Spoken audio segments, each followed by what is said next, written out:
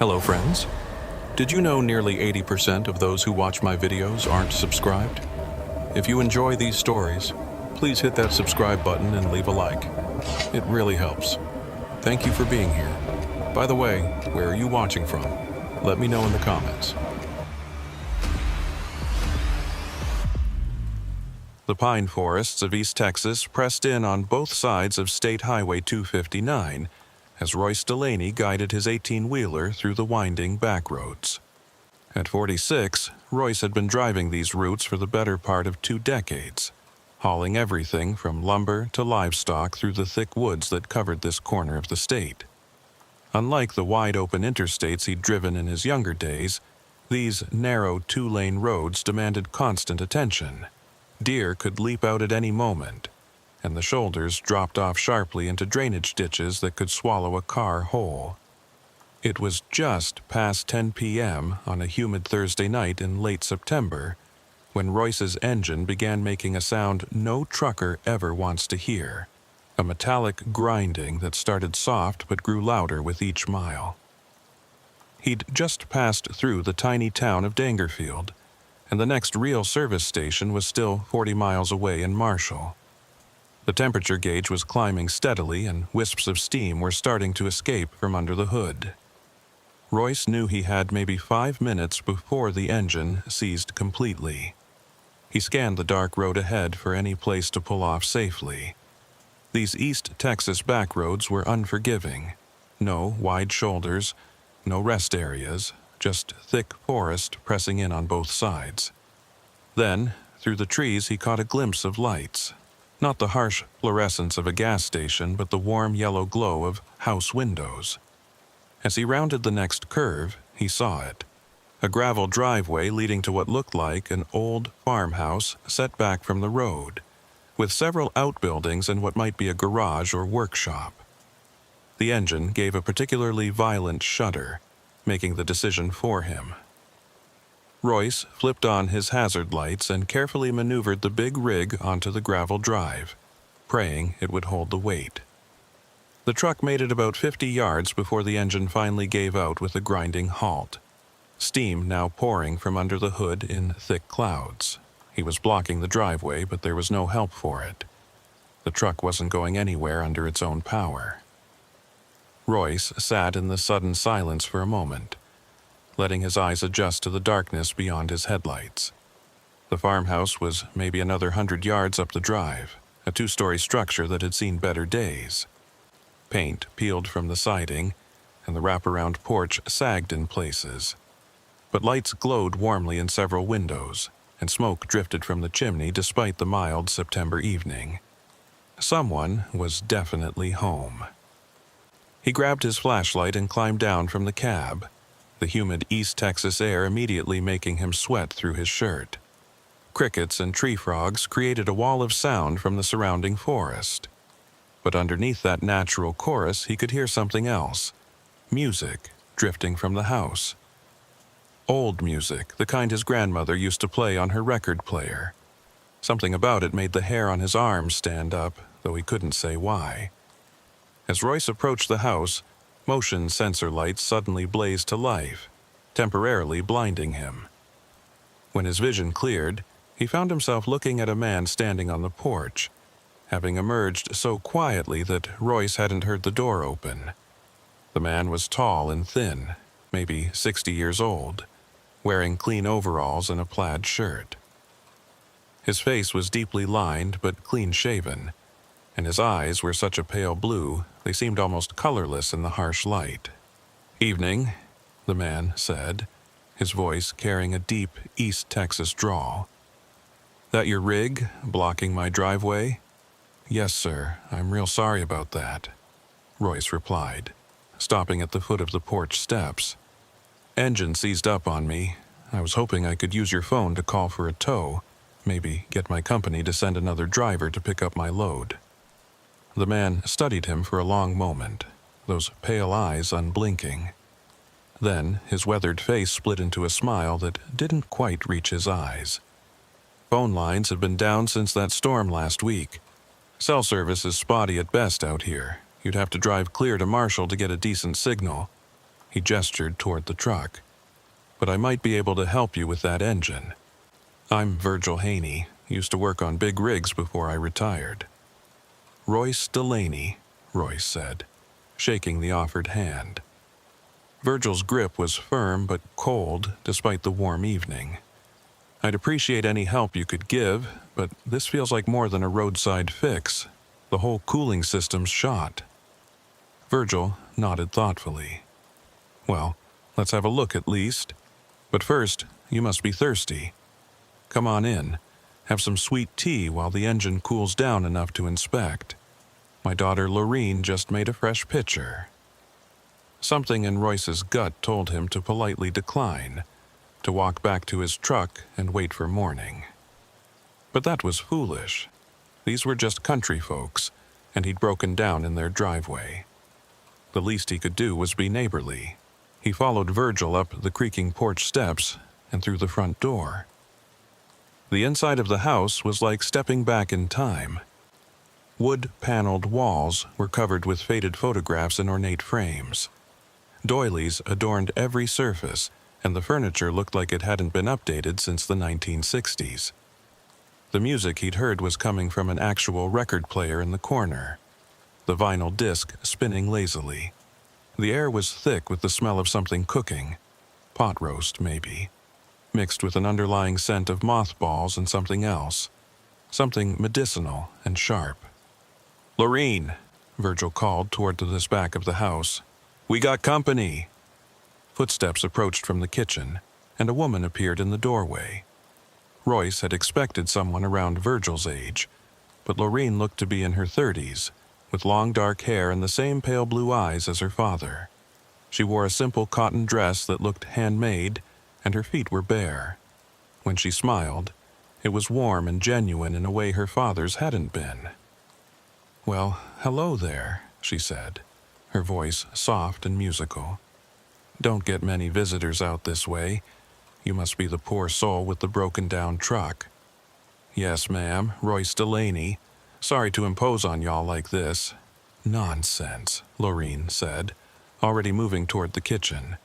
"You're our guest now. I'll get you that tea, and you can tell us all about what brings you through these parts."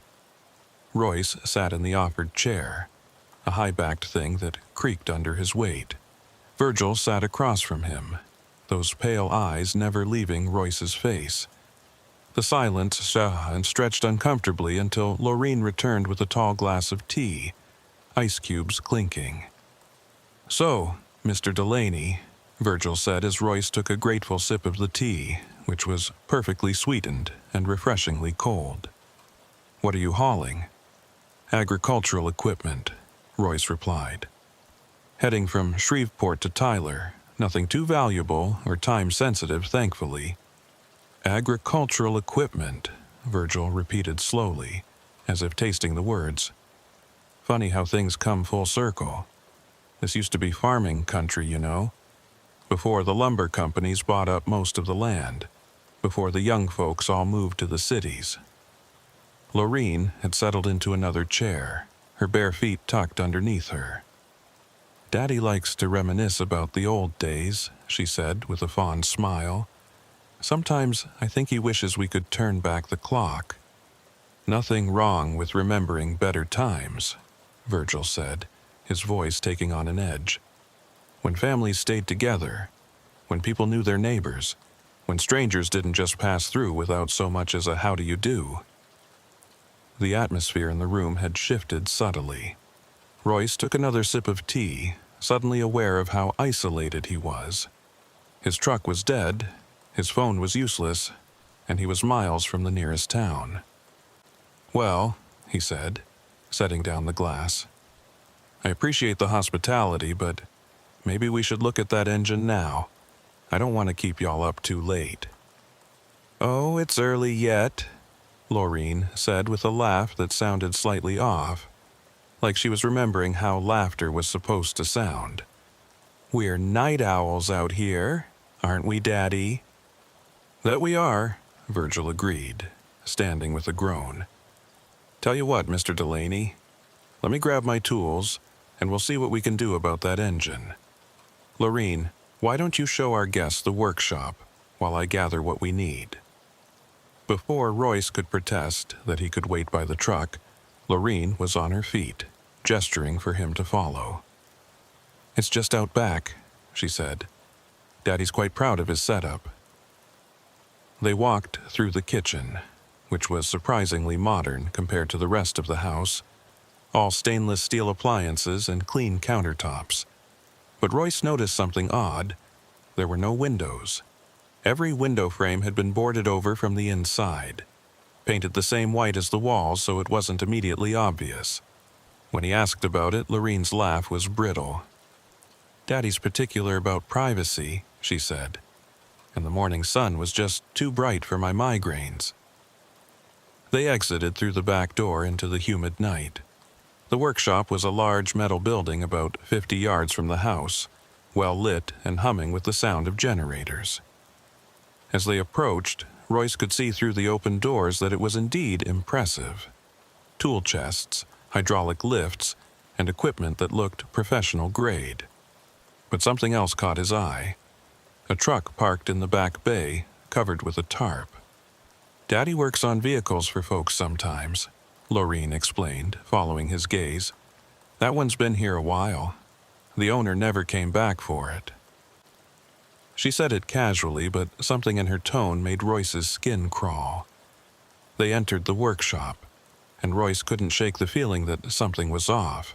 It was too clean, for one thing. A working garage should have oil stains, scattered tools, the general disorder of regular use. This looked like it had been scrubbed down with industrial cleaners. The concrete floor was pristine, except for some dark stains near the drain in the center that looked older, ground in deep. "Your father must be quite the mechanic," Royce said, trying to keep his tone conversational. "Oh, he's good with his hands," Lorene replied, running her finger along a workbench. "He can take things apart and put them back together better than anyone. Cars, engines." She paused, meeting his eyes. "All sorts of things." Virgil appeared in the doorway carrying a large toolbox, his tall frame casting a long shadow. "Let's go have a look at your truck, Mr. Delaney. Lorene, why don't you go finish setting up for dinner? Our guest will be hungry after we get his rig sorted out." "But Daddy, I thought—" "Go on now," Virgil said firmly, and Lorene's demeanor changed instantly, becoming almost childlike in her obedience. "Yes, Daddy," she said quietly, hurrying back toward the house. Virgil watched her go, then turned to Royce with that not-quite-right smile. "She's a good girl, my Lorene. Been taking care of me since her mama passed. That was, must be 15 years now. Time does fly." They walked back to Royce's truck, Virgil carrying his tools with surprising ease for a man his age.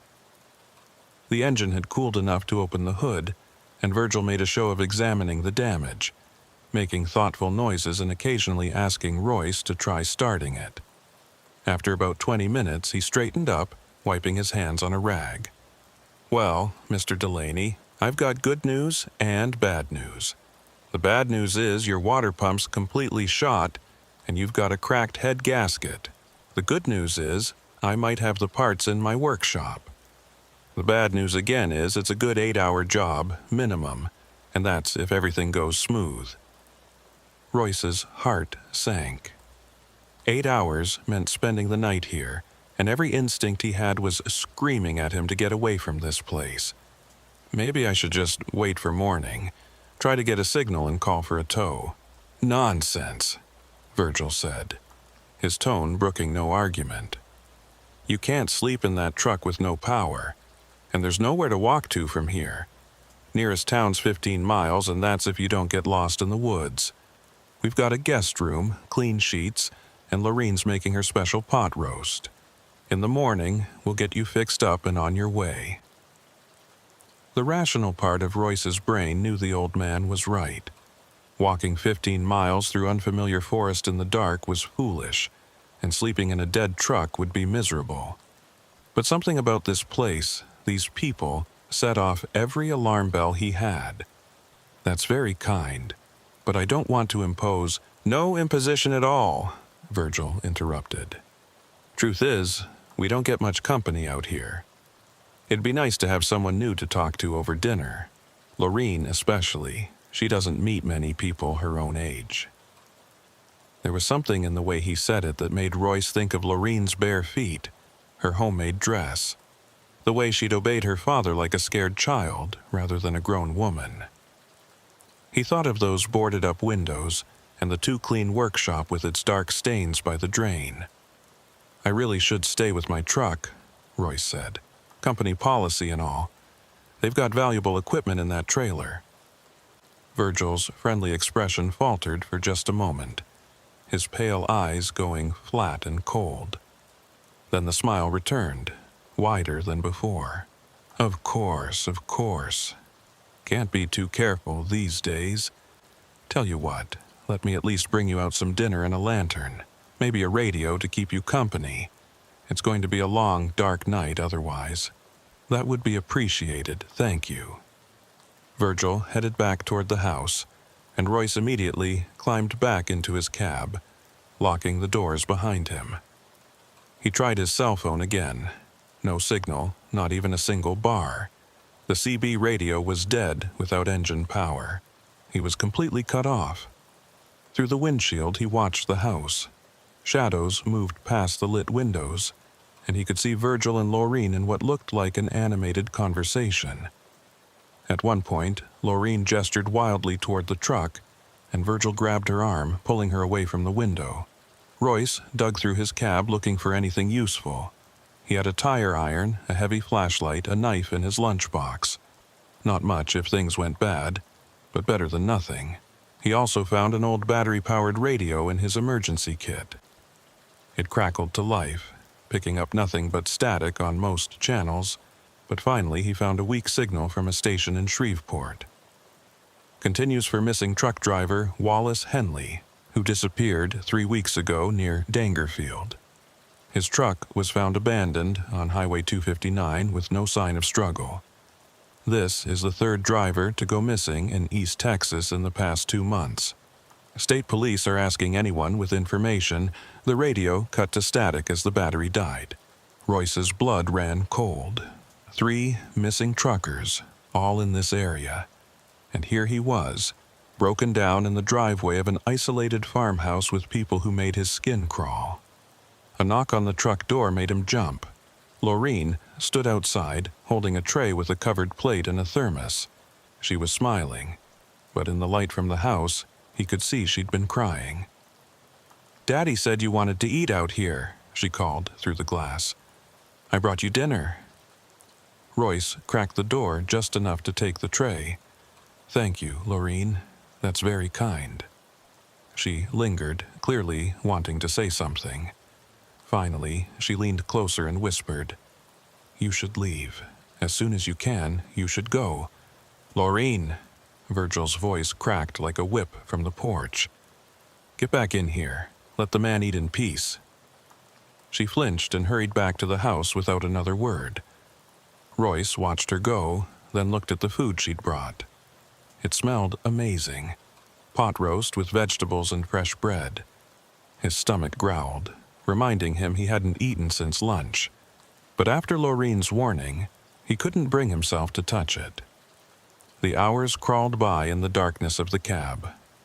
Royce dozed fitfully, jerking awake at every sound from the forest. Around 2 a.m., he woke to see lights moving through the trees behind the house. Flashlights or lanterns, several of them, moving in a line deeper into the woods. He couldn't make out who was carrying them, but the deliberate way they moved sent chills down his spine.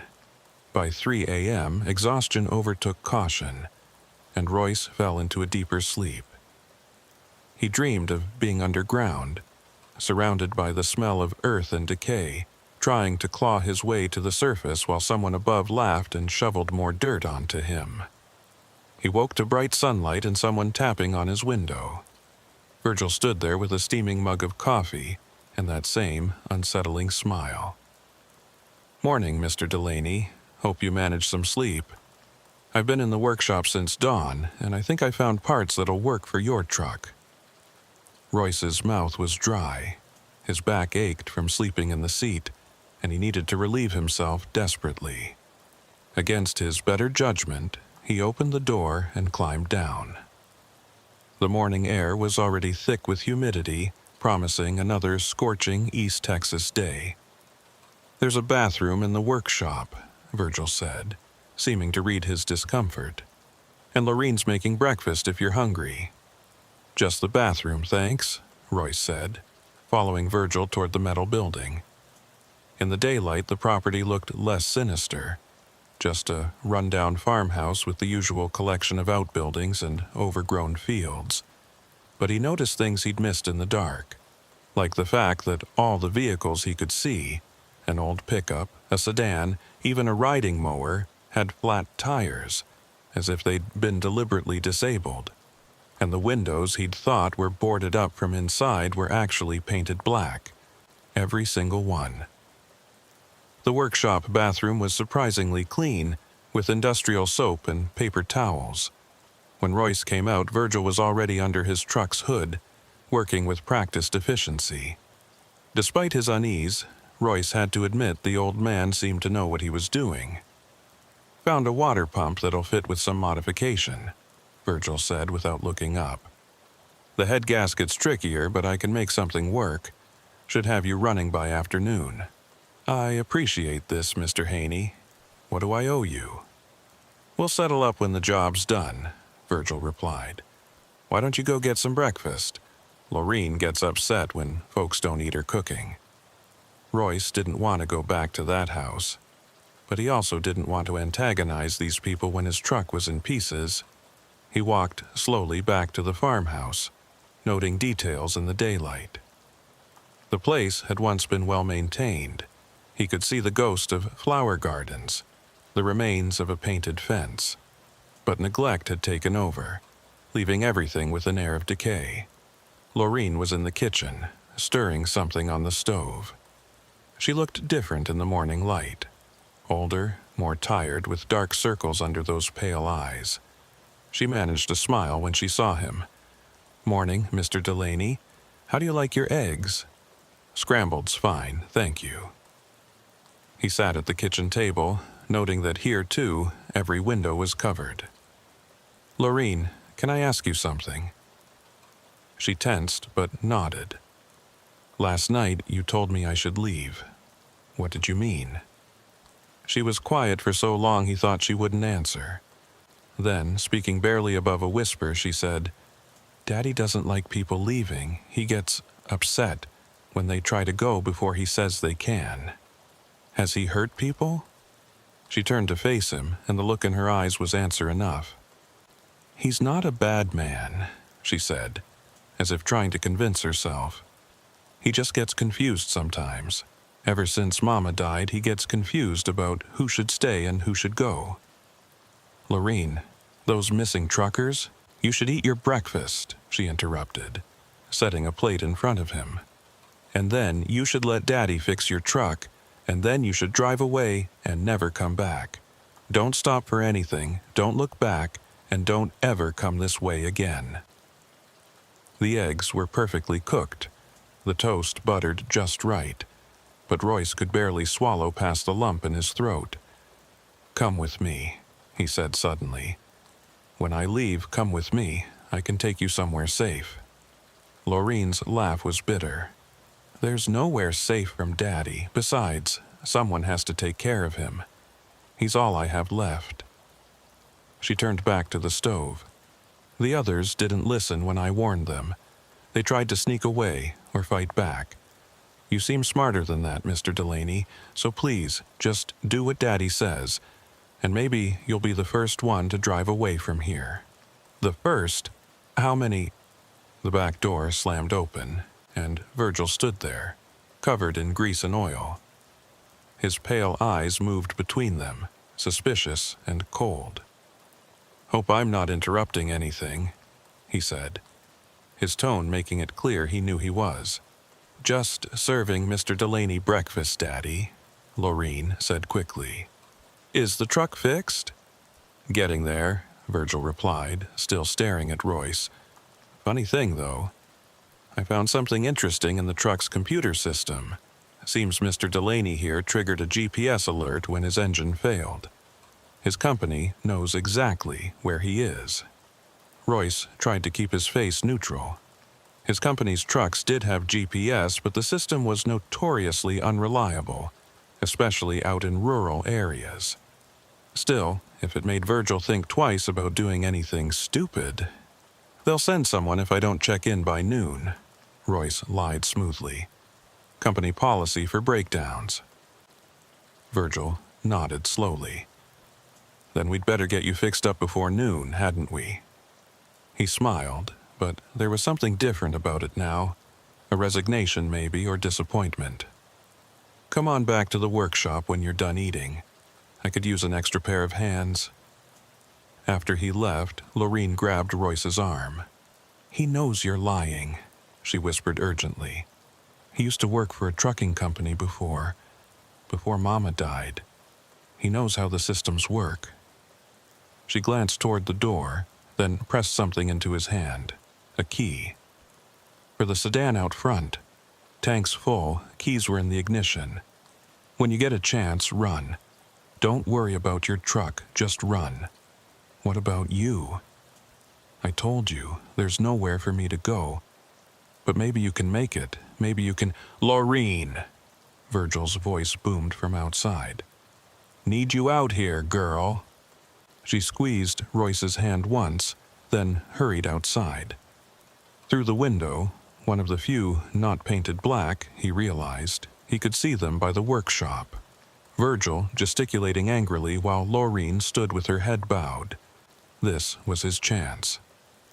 Royce pocketed the key and moved quickly but quietly to the front door.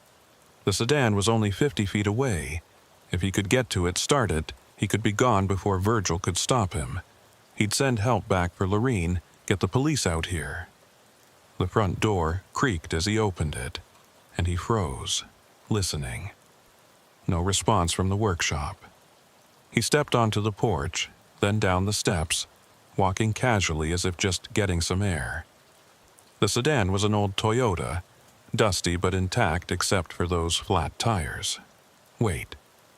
The tires.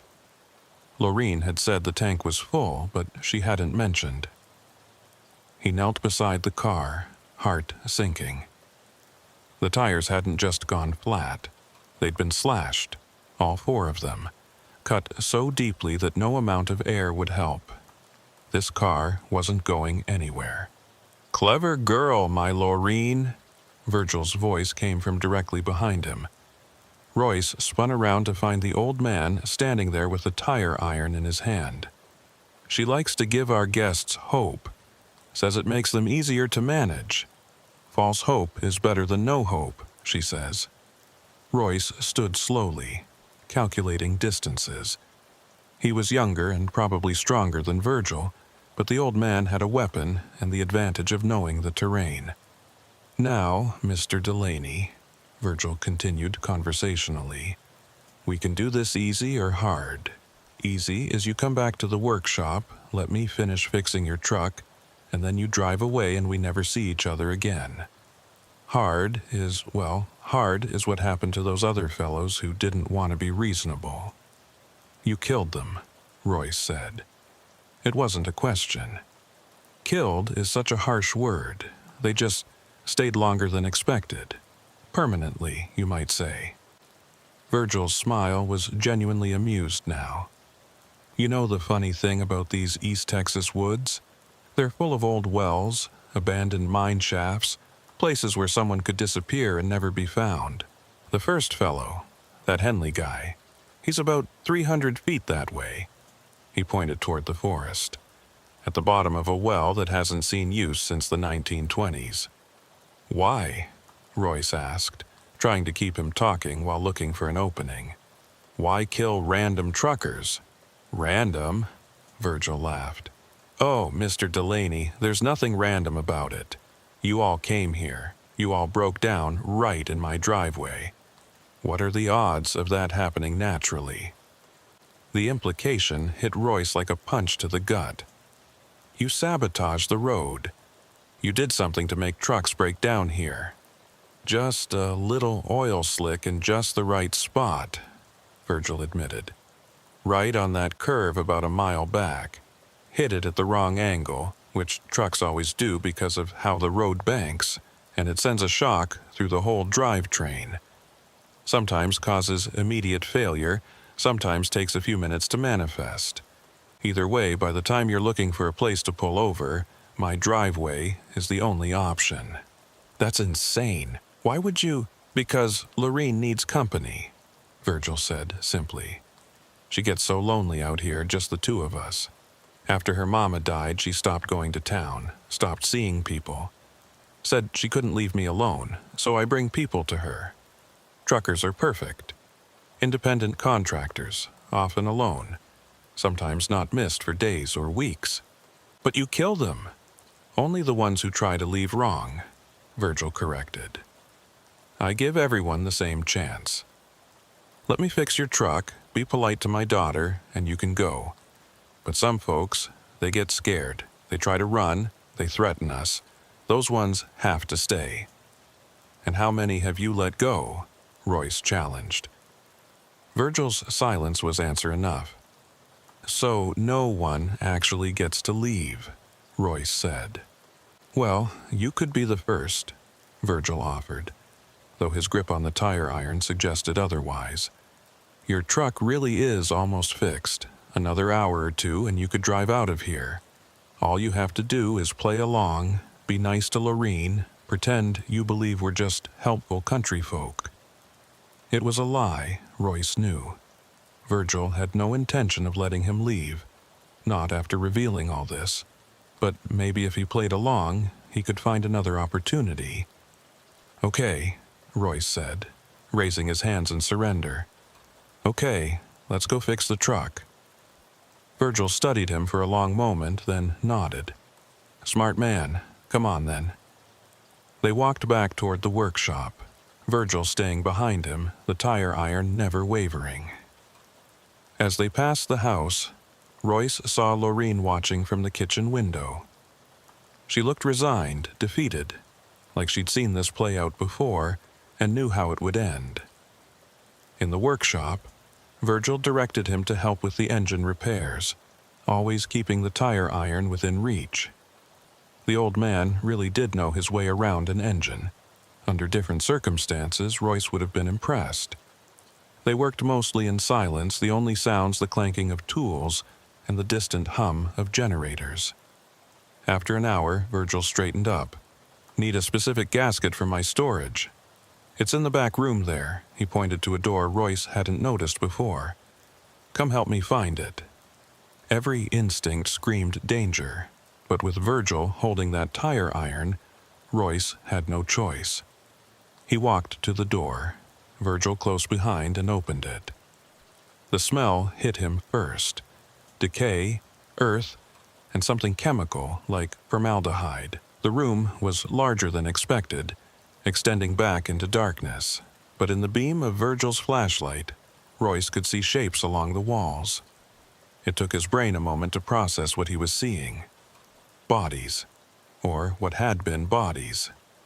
3 of them, in various states of preservation, propped up in chairs like they were having a tea party. They were dressed in clean clothes, their hair combed, their faces. Royce's stomach heaved. Their faces had been preserved somehow, painted or treated to look almost alive.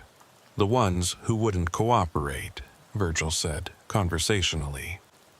Lorene likes to have tea with them sometimes. Helps with her loneliness. That one there is Henley. He pointed to the freshest-looking corpse. And that's Morrison, and that's Kowalski.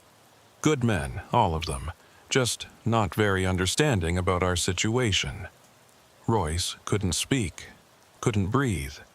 This was madness beyond anything he'd imagined. Now, Virgil continued, raising the tire iron. The question is, are you going to join them, or are you going to be reasonable? Royce's mind raced through options as he stood frozen in that chamber of horrors.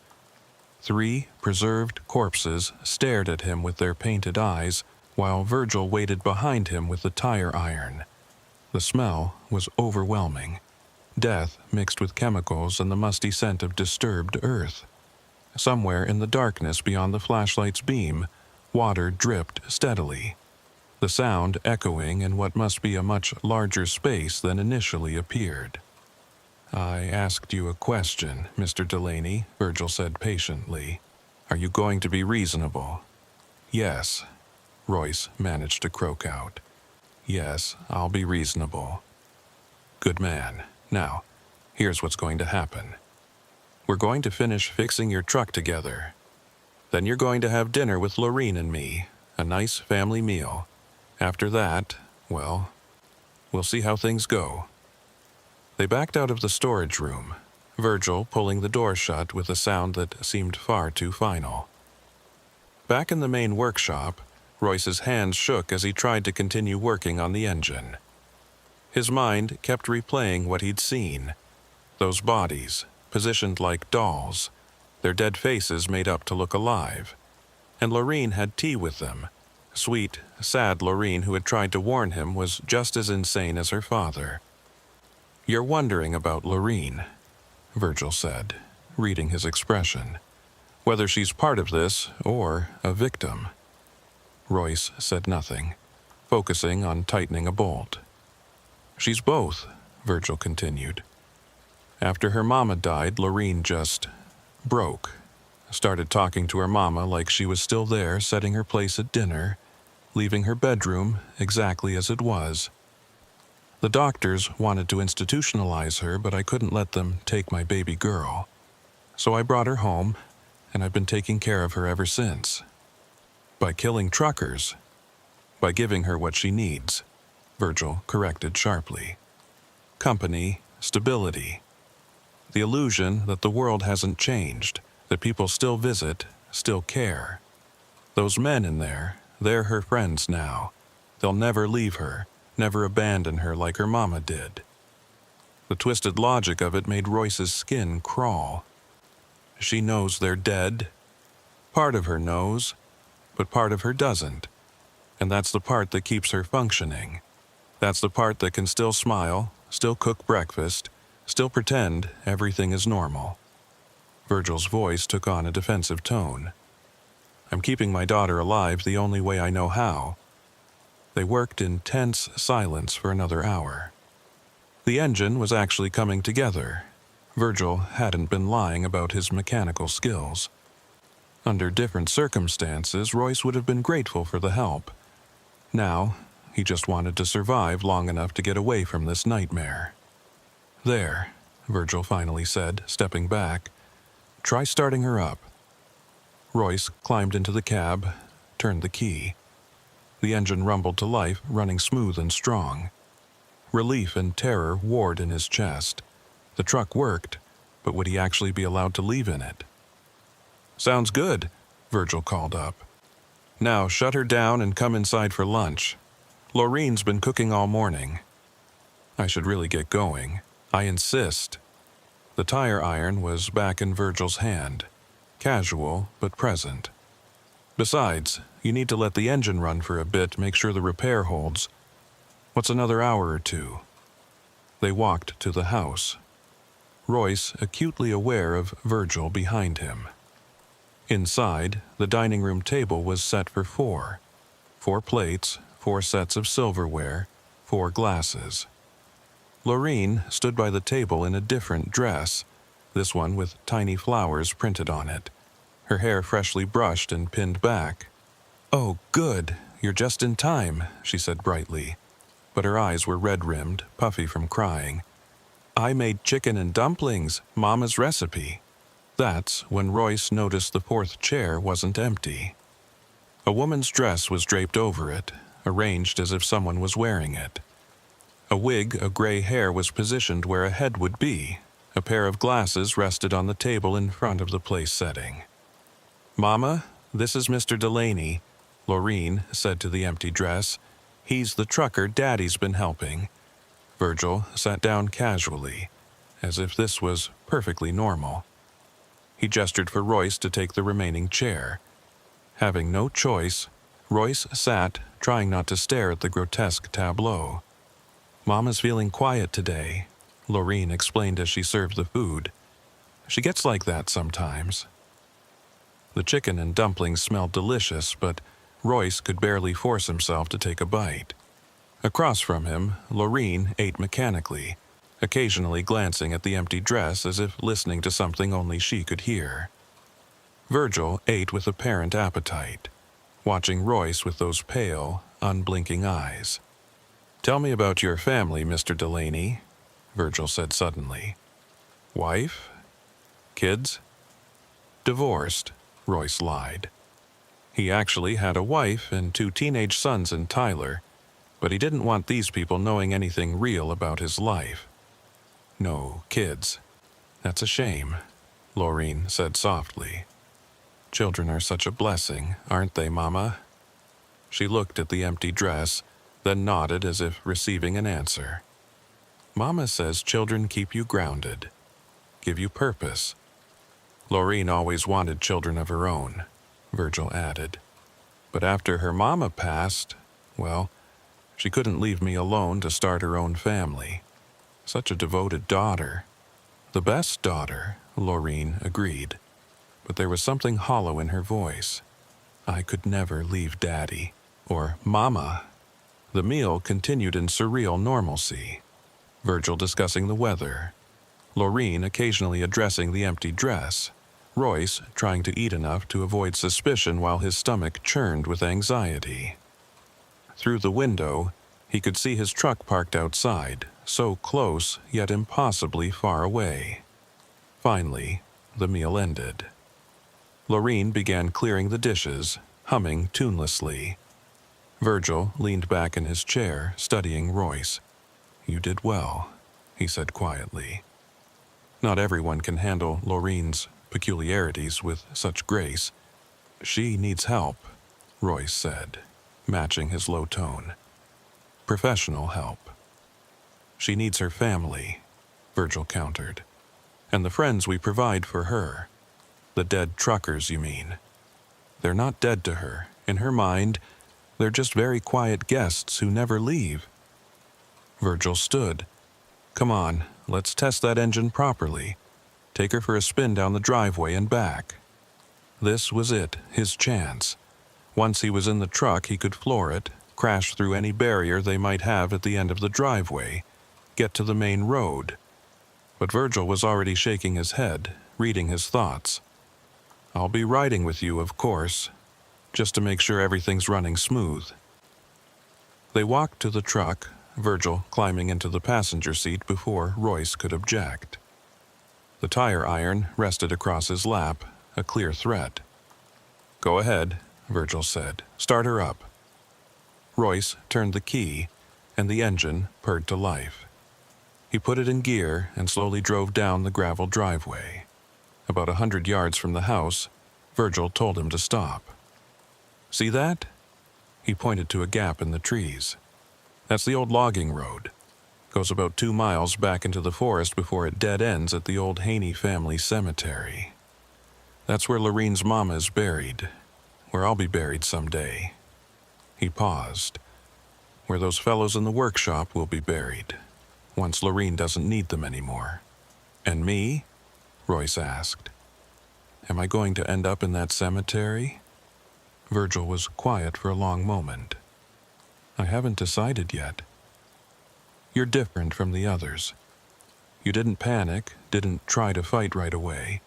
You were kind to Lorene even after you knew something was wrong. That counts for something. Then let me go. I'll drive away and never tell anyone about this place. You know I can't do that. You've seen too much. The only question is whether you leave vertical or horizontal." Virgil pointed back toward the house. "Turn around, let's go back." As Royce turned the truck around, he noticed something. Fresh tire tracks leading onto that logging road. Multiple sets, recent. Someone else had been here, and recently. Back at the house, Virgil directed him to park the truck but didn't take the keys. "Leave it running," he said. I want to check something in the engine." They both got out, and Virgil popped the hood again, peering inside. Royce stood beside him, trying to look interested while actually scanning for any opportunity to run. That's when he heard it. Sirens in the distance, getting closer. Virgil heard them too. His face went pale, then flushed with anger. "What did you do?"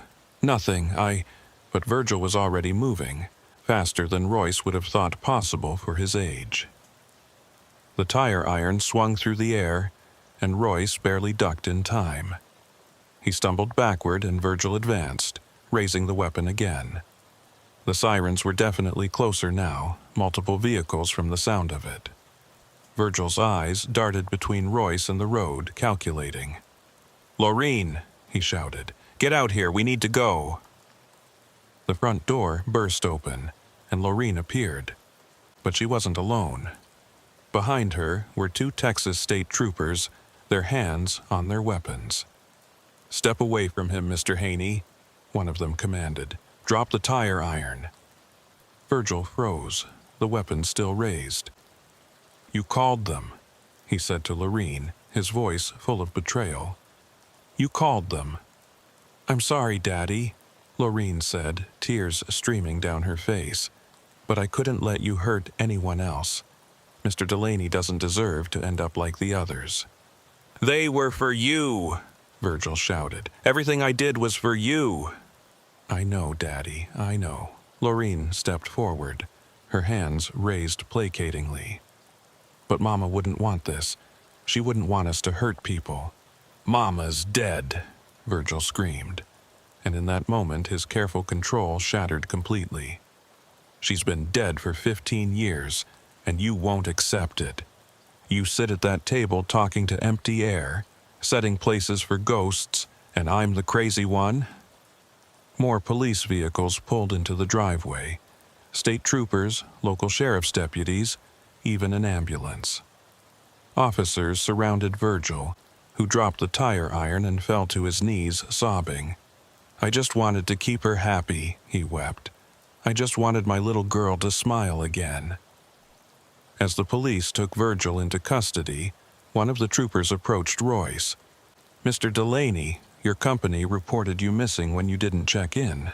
They gave us your last GPS coordinates. When we couldn't reach you, we came to investigate." So his lie about the GPS had been partially true. The company had been tracking him. The irony wasn't lost on him. "There are bodies," Royce said numbly, "in the workshop, in a back room." The trooper's expression darkened. "We know. Ms. Haney told us everything when we arrived. She's been wanting to report this for years, but couldn't bring herself to turn in her father. When she saw you this morning, saw that you were different from the others, that you didn't try to sneak away or threaten them, she finally found the courage to call." Royce looked at Laureen, who was being led to a different police car than her father. She wasn't under arrest, the trooper explained, but would need psychiatric evaluation and extensive therapy. As she passed Royce, she stopped. "Thank you," she said softly, "for being kind, for offering to take me with you. No one else ever did that. Will you be okay?" She smiled sadly. "I don't know, but at least now I have a chance to find out. The others, Henley, Morrison, Kowalski, they didn't get that chance. At least their families will have closure now." As the police vehicles left with Virgil and Laureen, Royce stood alone by his repaired truck. The engine was still running, purring smoothly thanks to Virgil's skilled work. The irony of it, saved by the man who'd planned to kill him, fixed by hands that had murdered at least 3 other truckers. A detective approached him. "We'll need a full statement, Mr. Delaney, but that can wait until tomorrow." "You're free to go. What about my truck? Is it evidence?" "We've documented everything we need. You can take it." Royce climbed into the cab, his hands shaking as he gripped the wheel. The truck that had brought him into this nightmare would now carry him away from it. He put it in gear and slowly drove down the driveway, past the workshop where 3 dead men had been kept as macabre companions, past the house where a broken family had lived in a twisted fantasy. As he reached the main road, he stopped and looked back. The farmhouse looked peaceful in the late afternoon sun, just another old building slowly being reclaimed by the East Texas forest. No one passing by would guess at the horrors it had contained. Royce drove for 2 hours before stopping, his nerves too frayed to continue safely. He pulled into a well-lit truck stop near Marshall, one bustling with activity and normalcy. The bright fluorescent lights, the smell of diesel and coffee, the chatter of other drivers, it all felt surreal after what he'd experienced. He called his dispatcher first, explaining briefly that he'd had engine trouble and been delayed but was now back en route. The full story would come later, filtered through police reports and official statements. Then he called his wife. "Hey, honey," he said when she answered, trying to keep his voice steady. "Royce, thank God. The company called and said you were missing. I've been worried sick." "I'm okay. Engine trouble in a bad spot, but I'm okay now." "You sound strange. Are you sure you're all right?" He wasn't, might never be again, but he said, "Yeah, just tired. I'll be home tomorrow. Tell the boys I love them." "We love you too. Drive safe." After hanging up, Roy sat in his truck for a long time, watching other drivers come and go. Normal people living normal lives, unaware of the darkness that could lurk just off the main roads. He thought about Laureen, broken by grief and isolation, turned into something barely functional by her father's twisted love. He thought about Virgil, so desperate to help his daughter that he'd become a monster. And he thought about those 3 dead truckers, men just like him who'd had the bad luck to break down in the wrong place. The next day, after giving his statement to the police, Royce learned more about what had been happening at the Haney farm. Investigators found human remains in the old well Virgil had mentioned, not just the 3 recent victims, but others going back years. Laureen's mother was the only one legitimately buried in the family cemetery. The rest were people who had visited over the years and never left. Laureen, it turned out, had been calling anonymous tip lines for months, trying to work up the courage to report her father. She'd hang up before saying anything, but the calls had been logged. The morning Royce arrived, something about his kindness, his offer to take her with him, had finally given her the strength to go through with it. She'd called 911 while Virgil was in the workshop with Royce, telling them everything. The oil slick on the road that caused trucks to break down was confirmed by investigators. Virgil had been very selective, only targeting solitary truckers, only during certain weather conditions when the oil would be most effective, spacing the incidents months apart to avoid pattern detection. It was horrifyingly well planned. 3 weeks later, Royce received a letter forwarded through his company. It was from Laureen, writing from a psychiatric facility in Dallas. "Dear Mr. Delaney, I wanted to thank you again for your kindness that day. I know what you saw must have been terrifying, and I'm sorry you had to experience it. But you should know that you saved me, not just by being there when I finally found the courage to call for help, but by treating me like a person even when you knew something was very wrong. The doctors here are helping me understand what happened to me after Mama died. They say I developed something called complicated grief disorder, along with other issues. Daddy meant well, but his way of helping me only made things worse. The men he killed, I knew they were dead, but I also didn't know, if that makes sense. It's hard to explain the splitting that happened in my mind. I think about Mr. Henley, Mr. Morrison, and Mr. Kowalski every day. Their families have been notified, and they can finally have proper burials. I've written letters to their families, though I don't know if they'll ever read them. How do you apologize for something like this? Daddy is in prison now. They say he'll never get out, and maybe that's for the best. He's sick too, in his own way. The prosecutor wanted me to testify against him, but I couldn't. Despite everything, he's still my father, and in his twisted way, everything he did was out of love for me. I don't know what my future holds. The doctors say I'll need years of therapy, maybe lifetime support. But for the first time since Mama died, I have hope that I might have a future at all. Thank you for being the catalyst for change. Thank you for seeing me as someone worth saving, even in the middle of your own terror. I hope you're back with your family, safe and surrounded by love. I hope the nightmares fade. I hope you can still drive those roads without fear. With gratitude, Laureen. Royce read the letter 3 times before folding it carefully and putting it in his wallet. He'd carry it with him on future runs, a reminder that even in the darkest situations, kindness could make a difference. But he never drove Highway 259 again. The company understood, rerouting him to other territories without question. The official reason was trauma from the incident, but Royce knew it was more than that. It was the knowledge that every small town, every isolated farmhouse, every helpful stranger could be hiding something monstrous. The safe, predictable world of highways and truck stops had been forever tainted by his glimpse behind the curtain of normalcy.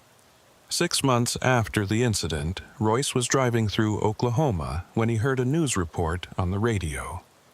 Virgil Haney had been found dead in his cell, apparent suicide.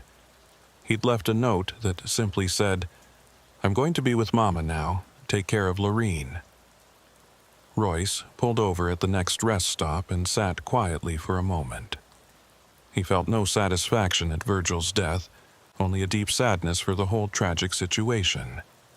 A family destroyed by grief, multiple innocent lives lost, all because one man couldn't let go and seek proper help for his daughter's mental illness.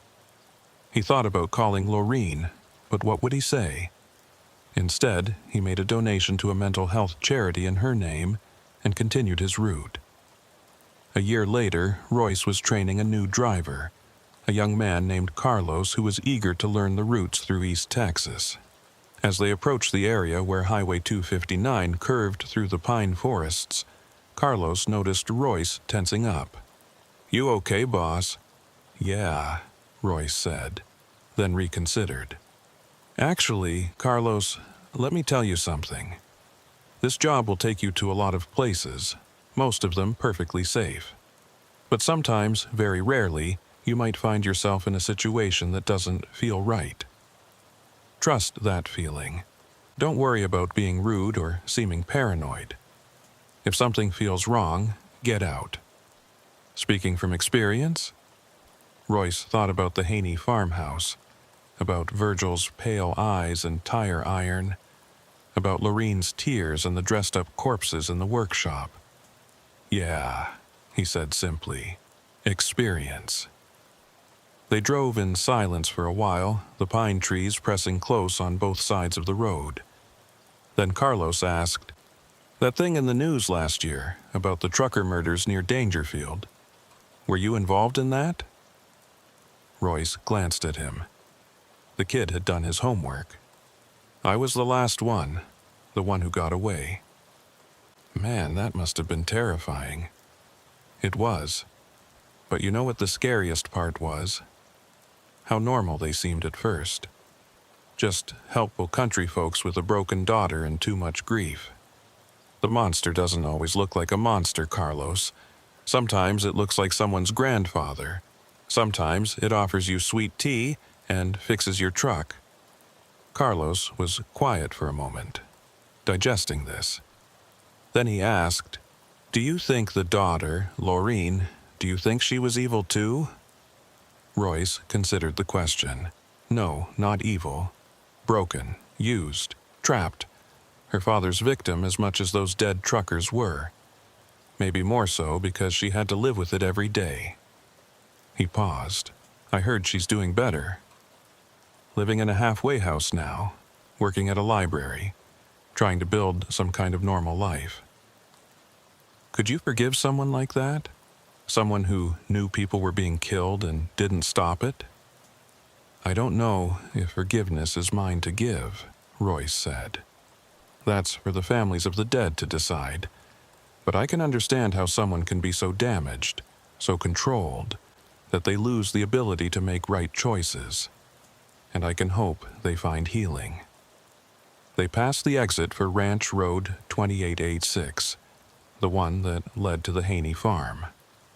Royce didn't mention it to Carlos, but he noticed. In his peripheral vision, he caught a glimpse of the old farmhouse in the distance, now abandoned and slowly being reclaimed by the forest. The windows were broken, the roof starting to cave in. Nature was erasing the evidence of what had happened there, but the memory would live on in police files, in nightmares, in the hearts of grieving families. 5 years after that night at the Haney farm, Royce retired from trucking. His sons had graduated college, his wife was ready for him to be home more, and he'd saved enough to live comfortably. At his retirement party, fellow drivers asked him to share his wildest story from the road. He could have told them about the ice storm in Montana that nearly sent him off a cliff, or the time he'd helped deliver a baby at a rest stop in Arizona, or any number of close calls and strange encounters from 25 years on the road. Instead, he raised his beer and said, "Here's to all the drivers who didn't make it home. Here's to the ones whose stories we'll never know. And here's to getting home safe, every single time." They toasted, not knowing the weight behind his words. Later that night, his wife found him on the porch, looking at the stars. "You're thinking about that family again, aren't you?" she said. "The ones from East Texas." He'd told her everything, eventually. Had to explain the nightmares, the sudden anxiety at certain triggers, the smell of pot roast, the sound of old music on vinyl, the sight of abandoned farmhouses. "I got a letter," he said, pulling an envelope from his pocket. "From Lorene." His wife sat beside him as he opened it. The handwriting was steadier than before, the message brief. "Mr. Delaney, 5 years of therapy, medication and hard work. 5 years of facing what I allowed to happen, what I participated in through my silence and compliance. I don't expect forgiveness. I haven't even forgiven myself. But I wanted you to know that I volunteer now with a group that helps families of missing persons. I tell them the truth about their loved ones when I can, help them find closure. I also wanted you to know that the 3 men, Mr. Henley, Mr. Morrison, and Mr. Kowalski, have all been properly buried by their families. I attend their graves every year on the anniversaries of their deaths. Sometimes family members are there. Some speak to me, some don't. I respect whatever they need. I'm including a photo of the memorial that was erected at the site of our old farm." The state bought the property and turned it into a small memorial park. It lists the names of all the victims found there, 11 in total, going back 20 years. Daddy had been doing this long before Mama died. Her death just changed his methods. "I hope you've found peace. I hope the roads feel safe again. I hope your family knows how lucky they are to have you come home. Lorene, P.S. They're making a documentary about what happened. They want to interview me, but I wanted to check with you first. You were the one who survived. Your story matters most."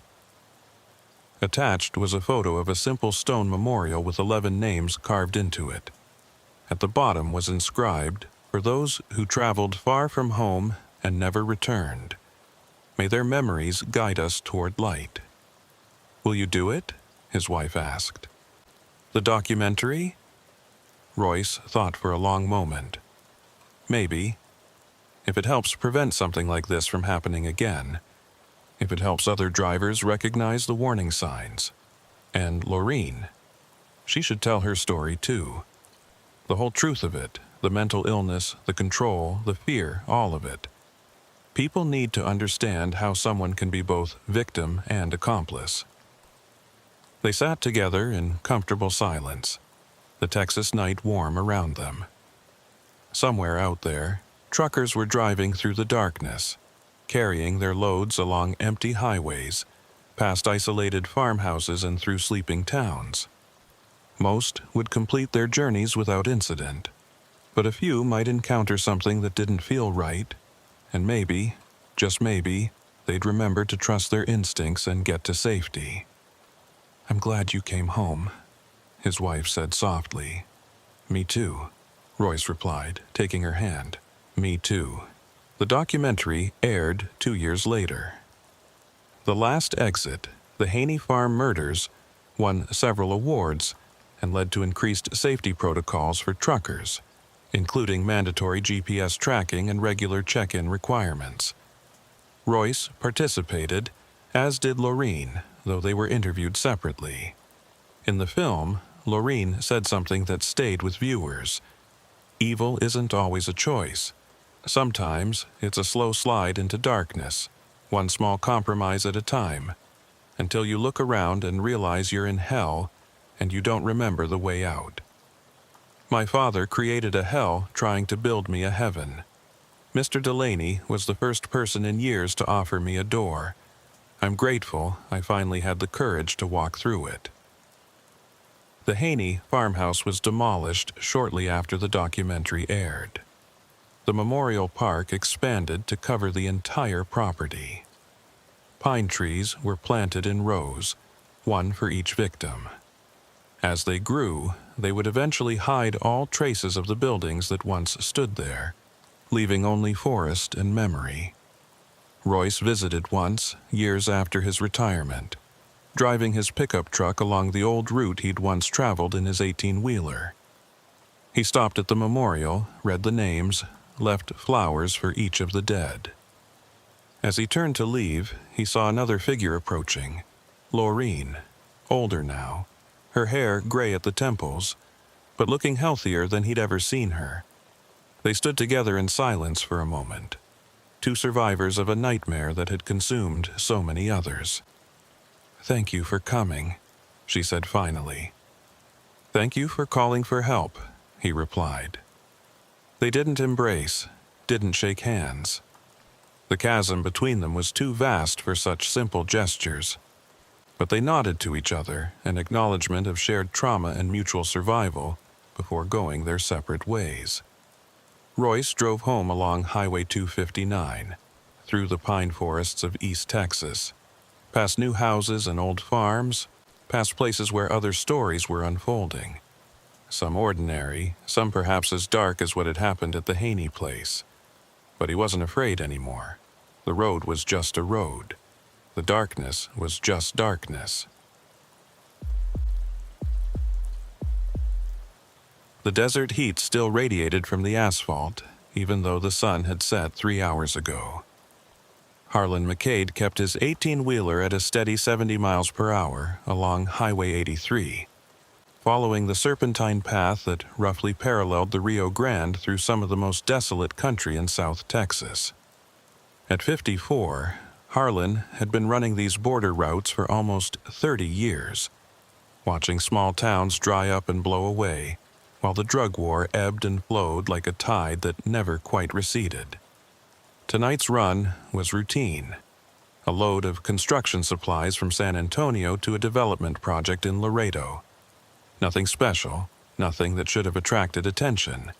But as Harlan passed through the ghost town of Catarina, his headlights caught something that made him ease off the accelerator.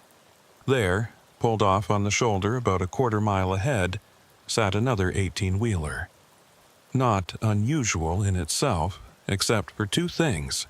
The trailer doors were standing wide open, and there wasn't a soul in sight. Harlan slowed further as he approached, his experienced eyes taking in details. It was a Freightliner Cascadia, maybe 5 years old, white cab with no company markings he could see. Texas plates. The engine was off, no lights except the mandatory markers. The open trailer doors swayed slightly in the desert wind, revealing nothing but darkness inside. What bothered him most was the position.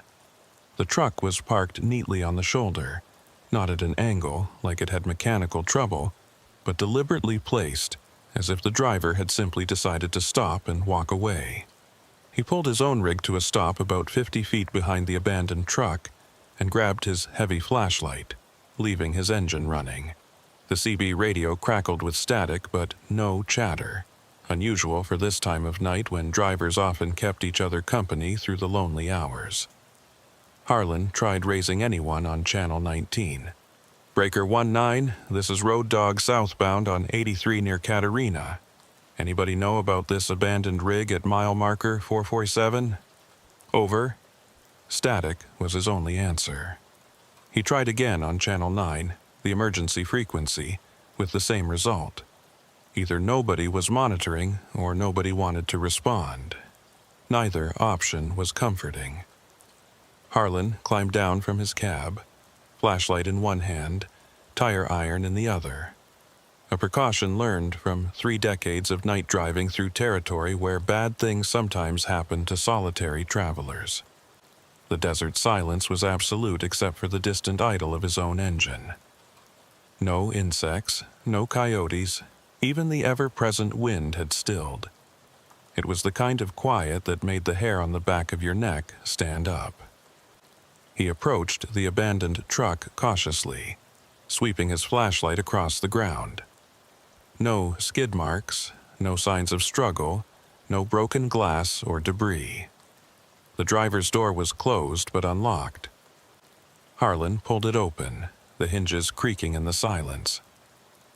The cab was neat, organized, like the driver had just stepped out for a moment. Keys still in the ignition. Logbook on the dash showing the last entry 3 days ago. Departure from Houston with a load bound for El Paso. A half-empty bottle of water in the cup holder, still condensing in the residual cool from the air conditioning that must have been running not long ago. But it was what he found on the passenger seat that made Harlan's blood run cold. A wallet open to show a commercial driver's license. The photo showed a Hispanic man in his 40s, serious expression, professional. The name read Miguel Reyes, but it was the business card tucked into the wallet that caught Harlan's attention. Deputy Ephraim Colton, Dimmitt County Sheriff's Department. Harlan knew that name. Colton was something of a legend along the border routes, one of the few cops the truckers genuinely respected. Straight arrow, never took bribes, had a reputation for actually helping drivers in trouble instead of just looking for violations to ticket. If Reyes had Colton's card, it meant they'd had contact. And if this was Reyes's truck sitting abandoned in the middle of nowhere, something had gone very wrong. He walked to the back of the trailer, playing his flashlight into the dark interior. Empty. Completely empty, which was wrong in itself. According to the logbook, Reyes had been hauling a full load. The trailer floor showed scratches and scuff marks indicating recent cargo, but whatever had been here was gone now. Harlan climbed up into the trailer, his footsteps echoing in the metal box. That's when he noticed the smell, faint but unmistakable. Blood. Not much, but enough to leave a lingering metallic tang in the air. His flashlight beam caught dark stains on the floor near the front of the trailer. Definitely blood, partially cleaned but not thoroughly enough.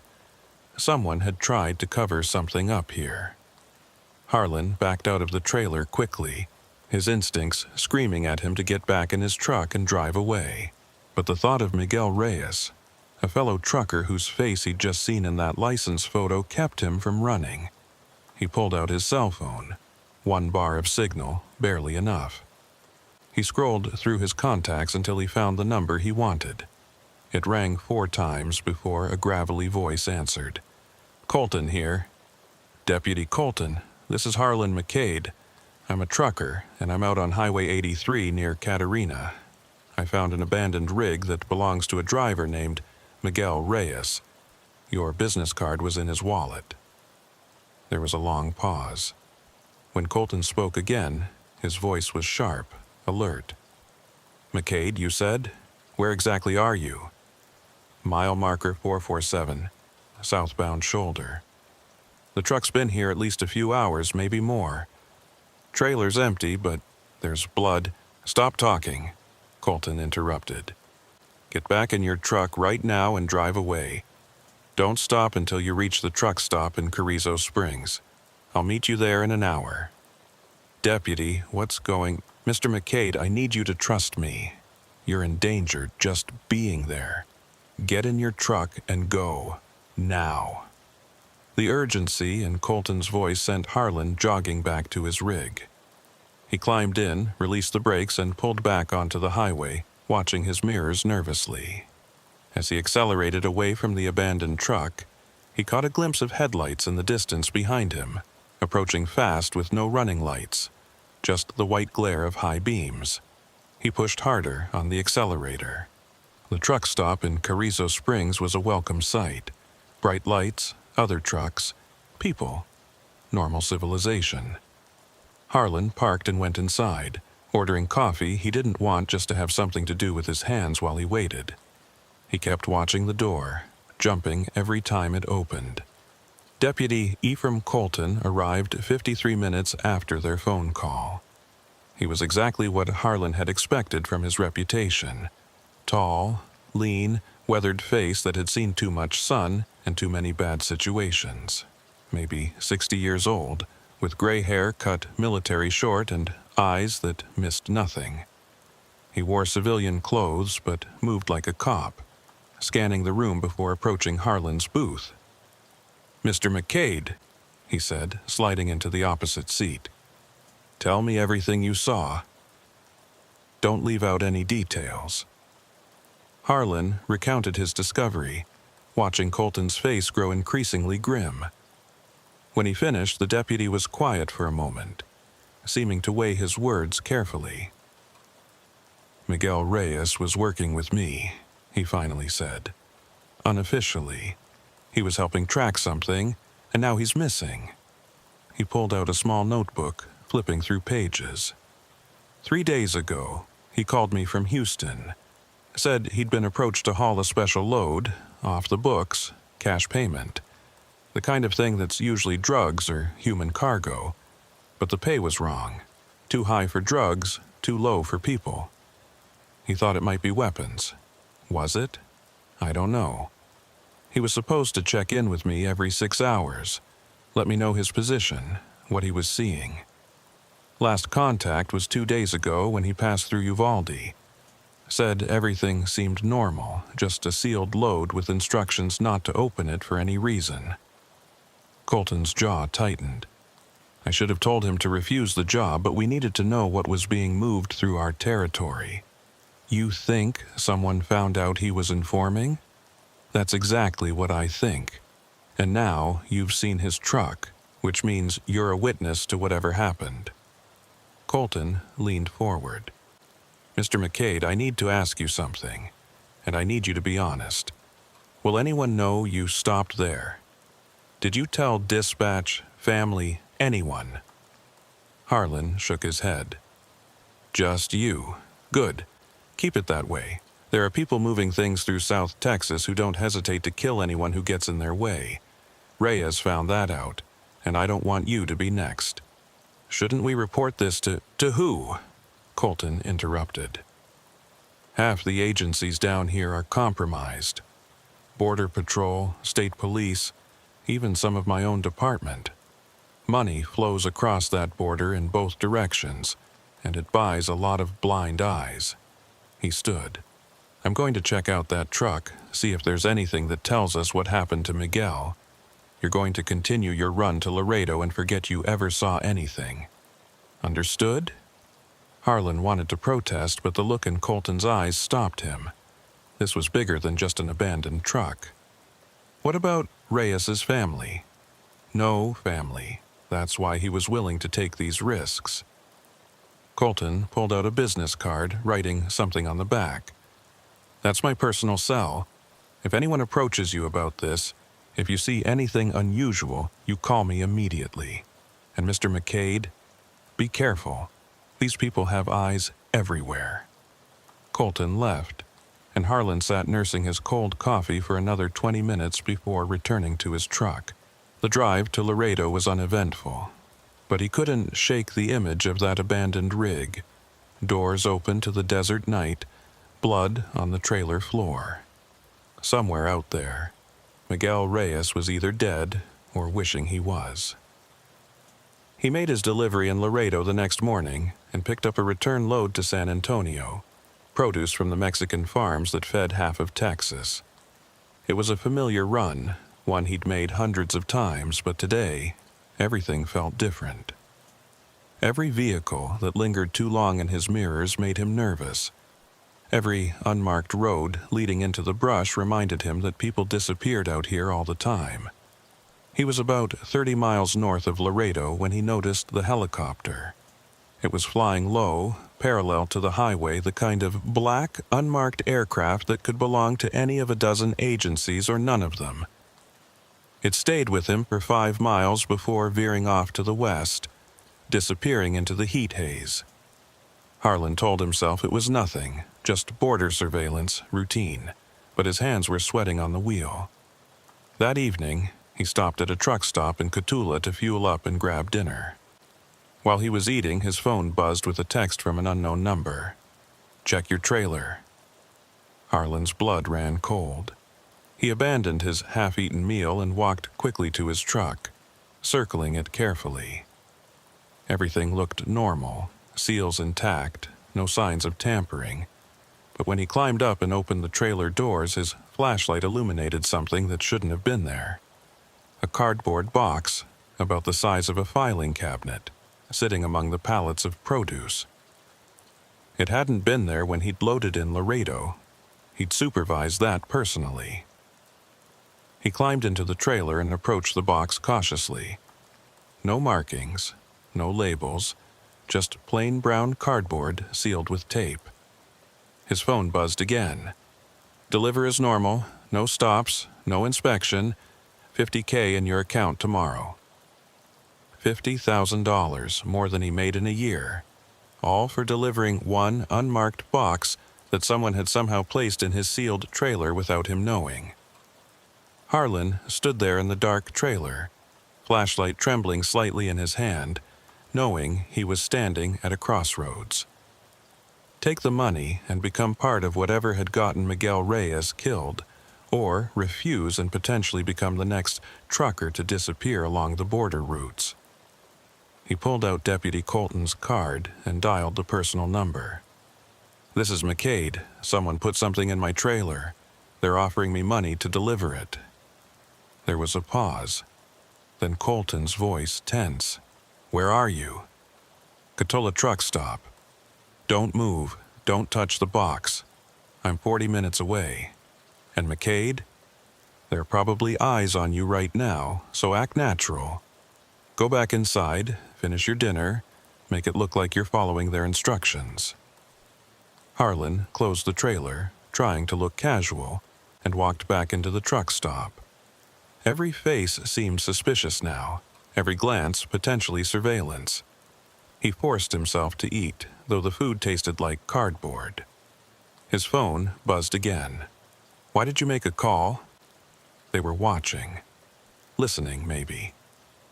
Harlan typed back, "Calling dispatch about delivery time." A minute later, "No more calls. Drive now." But Harlan didn't move. He sat in that booth, pretending to eat, watching the clock. 20 minutes, 30. Other truckers came and went, none paying him any special attention, but he knew someone was watching. Had to be. After 35 minutes, he saw Colton's unmarked car pull into the lot, followed by 2 state police vehicles, but instead of coming inside, they positioned themselves at the exits. His phone immediately lit up with an incoming call from a blocked number. "You made a mistake," a woman's voice said when he answered. Calm, professional, American accent with maybe a hint of something else underneath. "We offered you easy money for a simple delivery. Now things get complicated. I don't know what you're talking about. Mr. McCade, please don't insult my intelligence.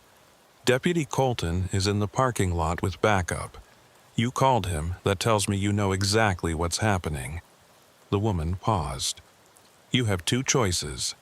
Walk out now, get in your truck, and drive away. We'll handle the police and you'll never hear from us again. Or stay there, get arrested with whatever's in that box, and spend the next 20 years in federal prison. Your choice. You're threatening me? I'm offering you an exit. The same exit we offered Miguel Reyes. He chose poorly." Before Harlan could respond, the line went dead. Through the window, he could see Colton getting out of his car, hand resting on his service weapon. But there was also movement in the parking lot. Figures emerging from between the parked trucks surrounding the police vehicles. Not aggressively, just present. A silent reminder that the badge didn't mean as much out here as it should. Colton entered the truck stop alone, his backup remaining outside in an increasingly tense standoff with the mysterious figures who had materialized from the shadows. The deputy's face was grim as he slid into the booth across from Harlan. "We've got a problem," he said quietly. "Those men out there, I don't know who they work for, but they're not local muscle. Professional contractors, probably military trained. My backup's requesting additional units, but out here..." He shrugged, the gesture saying everything about how thin law enforcement was spread along the border. "A woman called," Harlan said. "Told me Reyes was offered the same choice I'm getting. Drive away or face the consequences." Colton's expression darkened. "Della Rios. You know her?" "Of her. Never met her personally and hope I never do. She's what you might call a logistics specialist for some very bad people. If she's involved, this is bigger than I thought." He glanced toward the parking lot. "Those boxes that mysteriously appear in trailers? They're usually one of three things: drugs heading north, cash heading south, or other things." "Other things?" "Weapons, information. Sometimes people, but not the kind looking for a better life, the kind with specific skills and specific targets." Colton rubbed his face, looking older than his years. Reyes thought he was hauling weapons. He was wrong. What was it?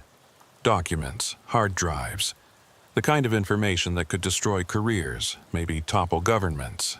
At least, that's what my sources suggest. Someone's moving evidence out of Mexico, but not through official channels. Harlan's phone buzzed. Another text, 5 minutes to decide. "They're getting impatient," he said, showing Colton the message. The deputy was quiet for a moment, clearly weighing options.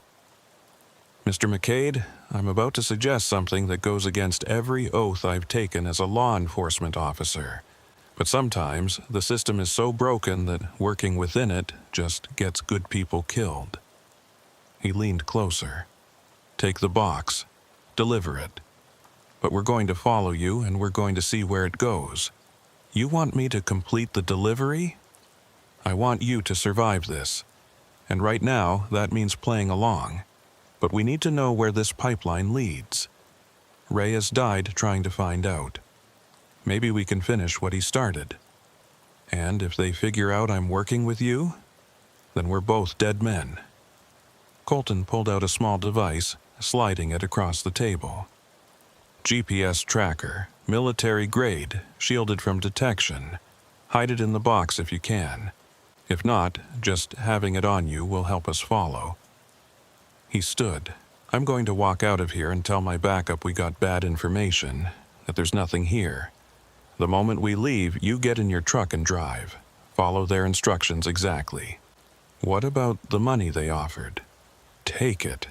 Don't taking it would be suspicious. We'll deal with that later."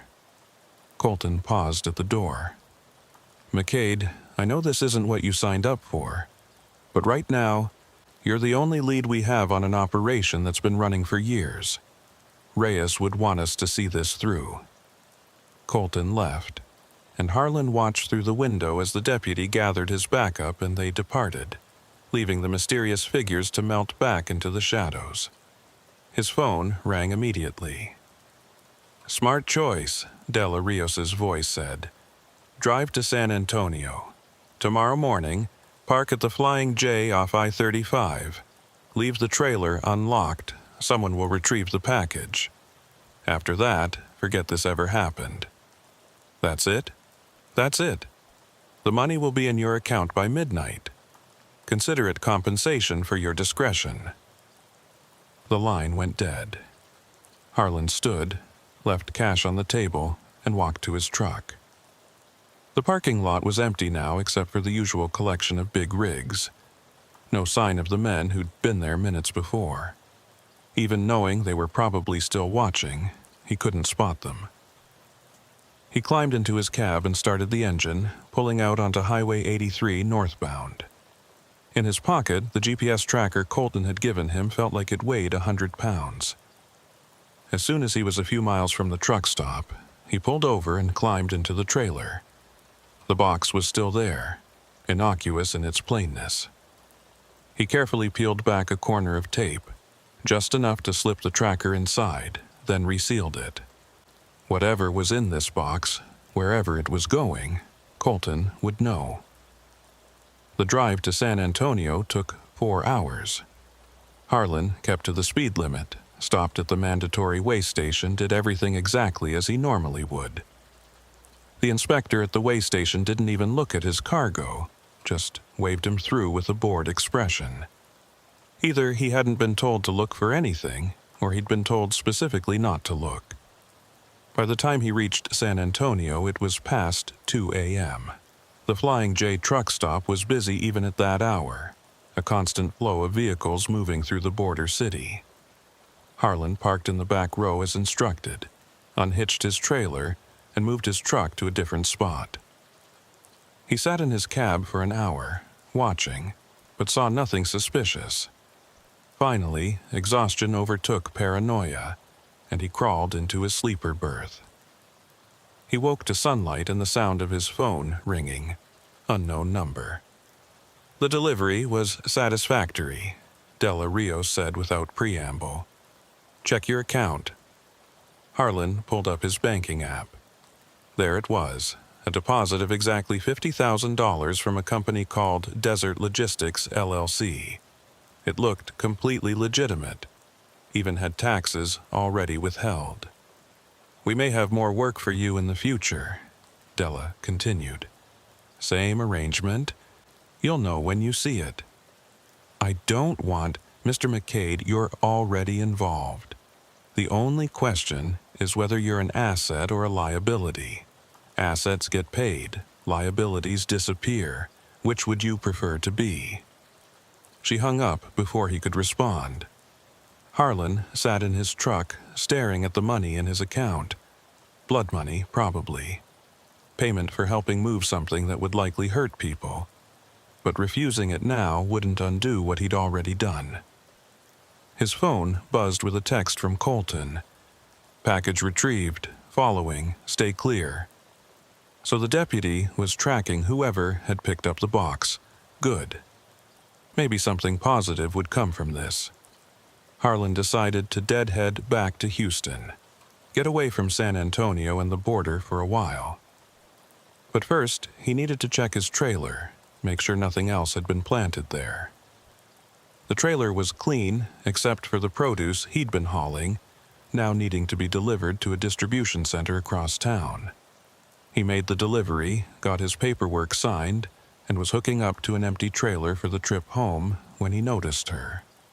A woman standing by a black SUV watching him. Hispanic, maybe 40, professional dress that looked out of place at a warehouse. When she saw him looking, she walked over. Mr. McCade? I'm Della Rios. I thought we should meet face to face.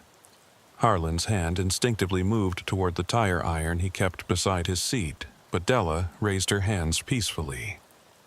I'm not here to threaten you, just to talk. About what? About Miguel Reyes, about Deputy Colton, about the tracker you put in that box. Harlan's blood ran cold. They knew. Of course they knew. Relax, Della said, actually smiling. If I wanted you dead, we wouldn't be having this conversation. The tracker was expected. Colton's involvement was expected. Everything is proceeding exactly as planned. I don't understand. Miguel Reyes was a good man, but he was also naive. He thought he could gather evidence, build a case, bring down our operation through legal channels. He didn't understand that we own those channels.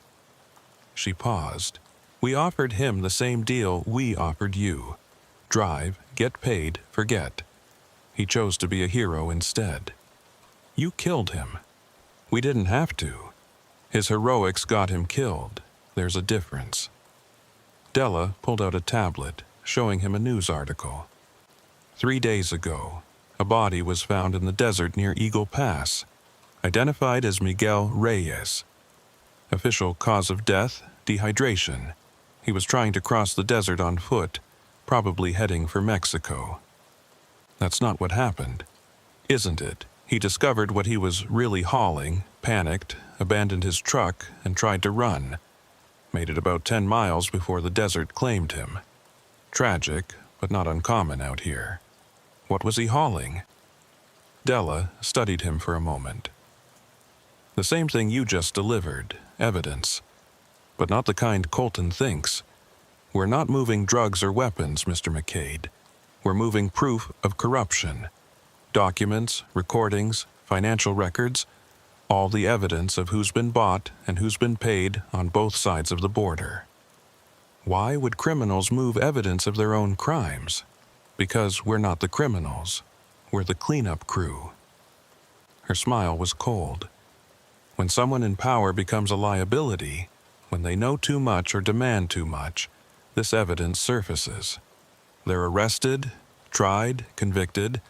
Everyone celebrates another corrupt official going down, never realizing it's just house cleaning, removing the ones who've become too greedy or too obvious. And Colton is about to become a hero. The tracker will lead him to a warehouse full of evidence against 3 very corrupt officials in the DEA. He'll get the credit, probably a promotion. Meanwhile, the real operation continues, now with 3 fewer liabilities to worry about. Harlan felt sick. So, I helped you? You helped everyone. The bad guys go to jail, the good guy gets rewarded, and the system keeps functioning. That's what we do, Mr. McCade. We maintain balance. Too much corruption and the system collapses. Too little and there's no profit. We keep things manageable. And if I refuse to help again, then next time you won't get a warning. The package will just appear, and if you don't deliver it, you'll disappear, just like the others who thought they could fight us. She handed him a business card, blank except for a phone number. But if you're smart, you'll see this for what it is, an opportunity. $50,000 for one night's work. How many runs would you have to make to earn that legally? She walked back to her SUV and drove away, leaving Harlan standing in the warehouse lot, holding the card. His phone buzzed. Colton, texting that they'd found the warehouse, that it was a goldmine of evidence, that arrests were imminent. The deputy had no idea he was being played. That night, Harlan sat in his apartment in Houston, watching the news. Sure enough, there was Colton on screen, standing beside federal agents as they announced the arrest of 3 DEA officials on corruption charges. The evidence had come from an anonymous source, they said, but Deputy Colton's quick action had secured it before it could disappear. He was being hailed as an incorruptible hero, one of the few honest cops left on the border. Harlan turned off the TV and looked at the blank business card Della had given him. He could throw it away, pretend this never happened, but he knew they'd find him again when they needed him. And the $50,000 in his account was real, more money than he'd ever had at one time. His phone rang. Colton. "McCade, you see the news? We got them. 3 major players in the corruption network, all going down thanks to that package you delivered." "That's great, Deputy. Listen, I wanted to thank you, and to warn you, These people, they're not going to give up. There will be retaliation. You need to be careful. I will be. And McCade, if they contact you again, you call me immediately. We're building a case, and every piece of evidence helps." Harlan agreed and hung up, knowing he would never call Colton about this again. The deputy was a good man, but he was swimming in waters too deep and dark for him to understand. They were all just pieces being moved around a board by players they'd never see. 3 weeks passed before they contacted him again. 3 weeks of normal runs, normal pay, normal life. Harlan had almost convinced himself the whole thing had been a one-time occurrence, that maybe they'd found another driver to be their unwitting mule. The $50,000 still sat in his account, untouched. He couldn't bring himself to spend it, but he couldn't bring himself to give it away either. He was hauling cattle feed from Corpus Christi to a ranch near Del Rio when he stopped for fuel in Uvalde. It was late afternoon, the kind of brutal August heat that made the asphalt shimmer like water. When he returned from paying for the diesel, there was someone sitting in his passenger seat.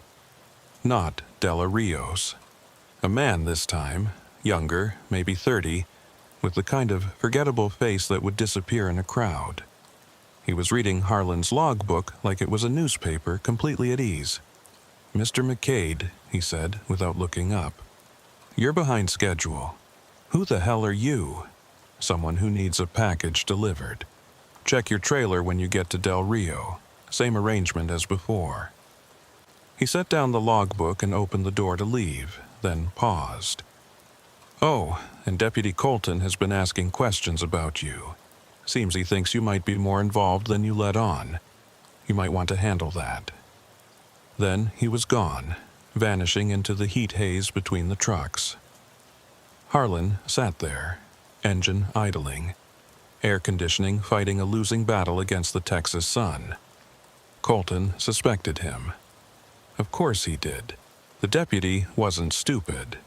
One miraculous tip might be luck, but if packages kept appearing. He drove to Del Rio, trying not to think about what might be waiting in his trailer. When he arrived at the ranch and opened the doors to unload the feed, there it was. Another box, identical to the first, tucked behind the pallets. His phone immediately buzzed with instructions. Drive to El Paso, park at the Love's travel stop off I-10, leave the trailer unlocked. This time he didn't call Colton, didn't plant a tracker, just drove. But as he headed west on I-10, he noticed he was being followed.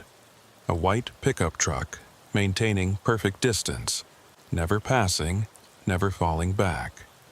It stayed with him for 50 miles before his phone rang. "Pull over at the next rest area." Colton's voice tight with anger. Harlan considered ignoring him, just driving on, but he knew that would only make things worse. He pulled into the rest area near Fort Stockton, the same one where Buck Rollins had encountered his own nightmare years before, though Harlan didn't know that story. Colton was out of his truck before Harlan had even set his brakes, striding over with barely controlled fury. "Open the trailer," he commanded. "I can't do that. It's sealed cargo. Open it, or I'll get a warrant." "On what grounds?"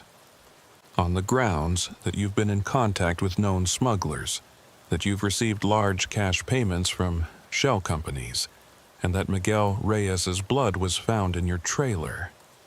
Colton's hand rested on his service weapon. "Yeah, we processed your truck that night in Cotula. Found traces of blood that match Reyes. So either you open that trailer voluntarily, or I arrest you for murder." It was a bluff. Had to be. The trailer had been clean, but Harlan couldn't be sure, and Colton looked ready to make good on his threat.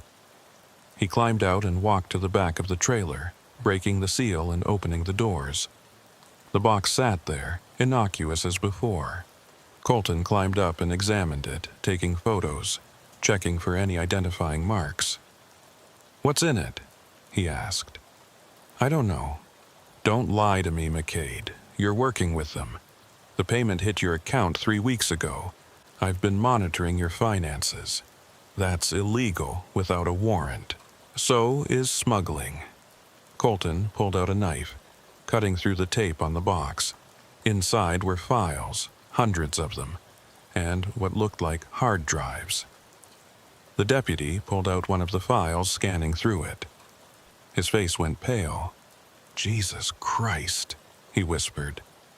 These are witness statements, protected witness statements from the Marshal Service." He looked up at Harlan. "Do you have any idea what this is? These are people in witness protection, people who testified against the cartels. Names, locations, new identities." Harlan felt sick. "I didn't know. If this gets to the cartels, dozens of people die. Families, children." Colton pulled out his phone, started to dial, then stopped. His expression changed from anger to calculation. "Wait, why would they move this through you? They have to know I'm watching." That's when they both heard it. Vehicles approaching fast, no sirens, just the roar of engines. 3 black SUVs burst into the rest area, surrounding them. Men in tactical gear emerged, weapons drawn but not aimed, not threatening, just present. One of them, clearly the leader, approached with his hands visible. "Deputy Colton, Mr. McCade, I'm Agent Torres with the DEA. We need to talk." "DEA my ass," Colton said, hand on his weapon. "I know every DEA agent in this region." Torres smiled. "No, you know every official DEA agent. Some of us work in a different capacity." He gestured to the box. "That information is bait, Deputy. We've been tracking a leak in the Marshal Service for 2 years. Someone's been selling witness locations to the cartels. We needed to see who would come for this. So, this is all a setup?" "Everything's a setup down here," Torres replied. "The question is, who's setting up whom? Mr. McCade here has been very helpful, whether he knows it or not. Every package he delivers helps us map the network, identify the players. He's innocent? Nobody's innocent, but he's useful." Torres looked at Harlan. "You're going to complete this delivery. We'll be watching. When someone comes for the box, we'll know who the leak is. And if I refuse, then Deputy Colton here arrests you for trafficking, and you spend the next 20 years in federal prison. Your choice." It wasn't a choice at all. Harlan nodded, and Torres's team began repacking the box, resealing it perfectly. "Deputy, you're going to drive away now," Torres said to Colton.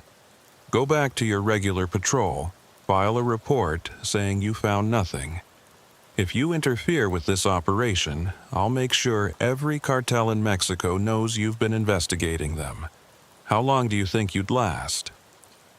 Colton's face was red with rage, but he nodded stiffly. As he walked back to his truck, he paused beside Harlan. "They're all using you," he said quietly. "Dela Rios, Torres, all of them. You're just a pawn in their games. Get out while you can." Then he drove away, leaving Harlan alone with Torres and his team. "He's right, you know," Torres said conversationally. "You are being used. But pawns sometimes survive to the end of the game, even become queens. Play this right, and you might come out ahead.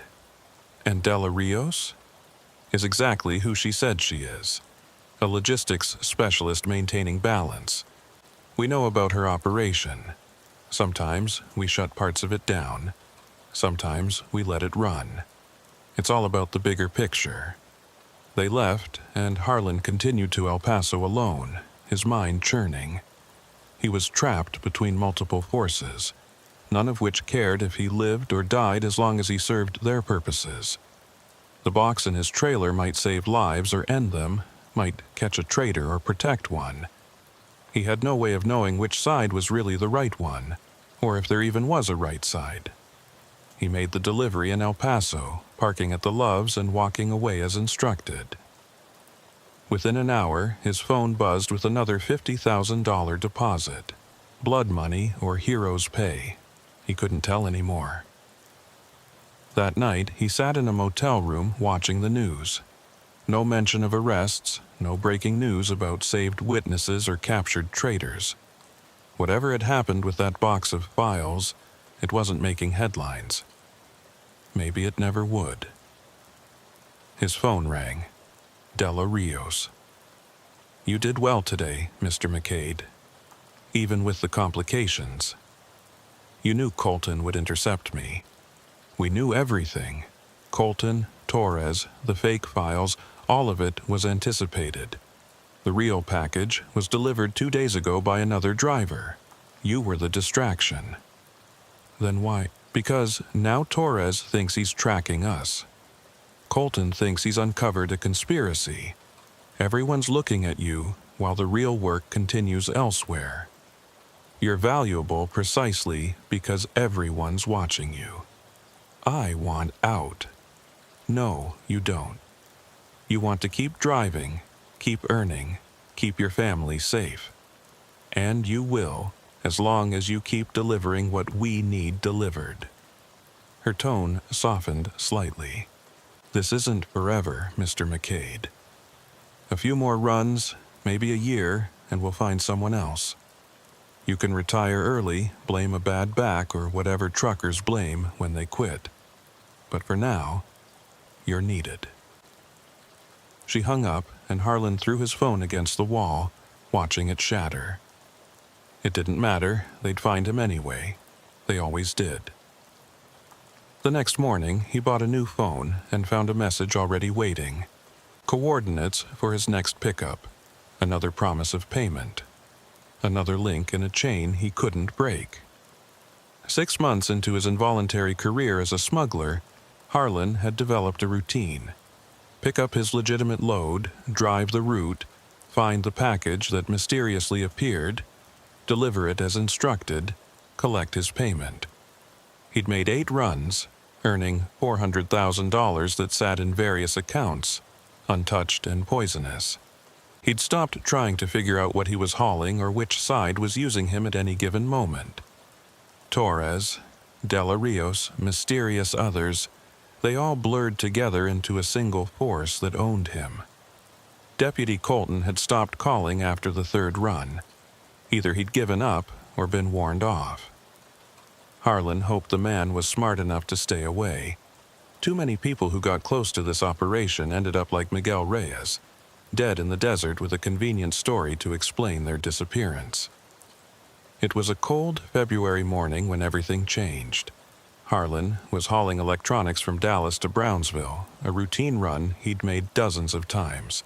But when he stopped for coffee in 3 Rivers, he found Della Rios sitting in his truck again, looking older, more tired than he'd ever seen her. "This is your last run," she said without preamble. "You said that 6 months ago. I know, but things have changed. The balance we maintained has been disrupted. There's going to be a war, Mr. McCade. Not the kind with armies and flags, but the kind fought in shadows with bodies that never get identified. We're pulling out." "Who's we exactly?" For the first time, Della gave him a straight answer. "We're nobody, that's the point. Not government, not cartel, not corporation. We're the space between. The people who keep all sides from destroying each other completely. But that space is closing. Choose a side or get crushed between them. Those are the only options now." She handed him an envelope, thick with cash. "There's 100,000 there. Severance pay. Take it and disappear. Change your name, move to another state, never drive commercially again. Forget you ever knew us. That's it? Just walk away? If you're smart, yes. But first, you need to complete one final delivery, not for us, for yourself." She pulled out a flash drive. "Everything's on here. Every run you made, what you carried, who received it. Names, dates, photos, Agent Torres, his real handlers, The people who killed Miguel Reyes everything. Why give this to me? Because someone needs to survive with the truth, and you're the only one who stayed neutral enough to live. Don't use it unless you have to. Think of it as insurance. She opened the door to leave, then paused. The package for this run, it's different. When you find it, don't deliver it. Dump it in the desert and run. Trust me on this. Then she was gone, leaving Harlan with the envelope of cash and the flash drive. He sat there in the cold morning air, knowing he was at another crossroads. He could take the money and run, try to disappear like she suggested. Or he could finish this, find out what the final package was, maybe understand what he'd been part of all these months. He drove to Brownsville, made his legitimate delivery, and then checked his trailer. The package was there, but Della had been right. It was different, larger, heavier, and it was making a sound. A soft, rhythmic thumping. A heartbeat. Harlan's hands shook as he cut open the box. Inside, unconscious but breathing, was Deputy Ephraim Colton. He was zip-tied, gagged, but alive. A note was pinned to his shirt. Deliver to coordinates provided or both die. His phone buzzed with GPS coordinates. A location deep in the desert near the border. The kind of place where bodies were never found. Someone wanted Colton dead and wanted Harlan to be the delivery man. He cut Colton's bonds and gently slapped his face until the deputy's eyes fluttered open. It took a moment for recognition and understanding to dawn. "McCade? Where are we?" "My trailer. Someone boxed you up for delivery to what I'm guessing is your execution. We need to get out of here." Colton struggled to sit up, clearly drugged but fighting through it. "It was Torres. He came to my house, said he had evidence about the network. Next thing I know, I'm waking up here. Torres works for the government. Torres works for whoever pays him. I've been investigating. He's been playing all sides. DEA, cartels, De La Rios's people. He's the one who killed Reyes when Miguel figured out Torres was dirty." Harlan helped Colton out of the trailer and into his truck cab. "Della warned me not to make this delivery." "De La Rios? She's part of this?" "She was. Said she's getting out, that a war's coming." Harlan showed him the flash drive. "She gave me this, said it has everything." Colton plugged it into Harlan's laptop, scanning through files. His expression grew increasingly grim. Jesus, this implicates half the law enforcement in South Texas. Judges, prosecutors, federal agents. "McCade, this is evidence of a conspiracy that goes all the way to Washington. So, what do we do with it?" Before Colton could answer, Harlan's phone rang. "Torres. Mr. McCade, you're late for your delivery. The package was damaged in transit." There was a pause. "I see. That's unfortunate. Where are you?" "Still in Brownsville. Stay there. I'm coming to you." The line went dead. Colton and Harlan looked at each other. "He's going to kill us both," Colton said. "Probably, unless we move first." Harlan pulled out the blank business card Della had given him months ago and dialed the number. It rang once. "Yes? This is McCade. Torres is coming for us. We have the drive." "Where are you?" Harlan gave her the address. "Be ready to move in 15 minutes. And McCade? Trust nobody else from now on, not even me." They waited in tense silence. Colton checking his service weapon. Harlan gripping a tire iron. But when the vehicles arrived, they weren't Torres's black SUVs or Della's discreet sedans. They were Texas Rangers, a full tactical team. The lead ranger, a woman named Captain Sarah Vance, approached carefully. "Deputy Colton, Mr. McCade, we've been monitoring this situation for 3 years. Miss Rios contacted us, said you had evidence we need.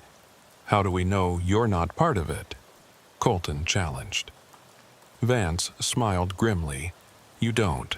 But in about 5 minutes, Agent Torres and his team are going to arrive expecting to find you both ready for execution.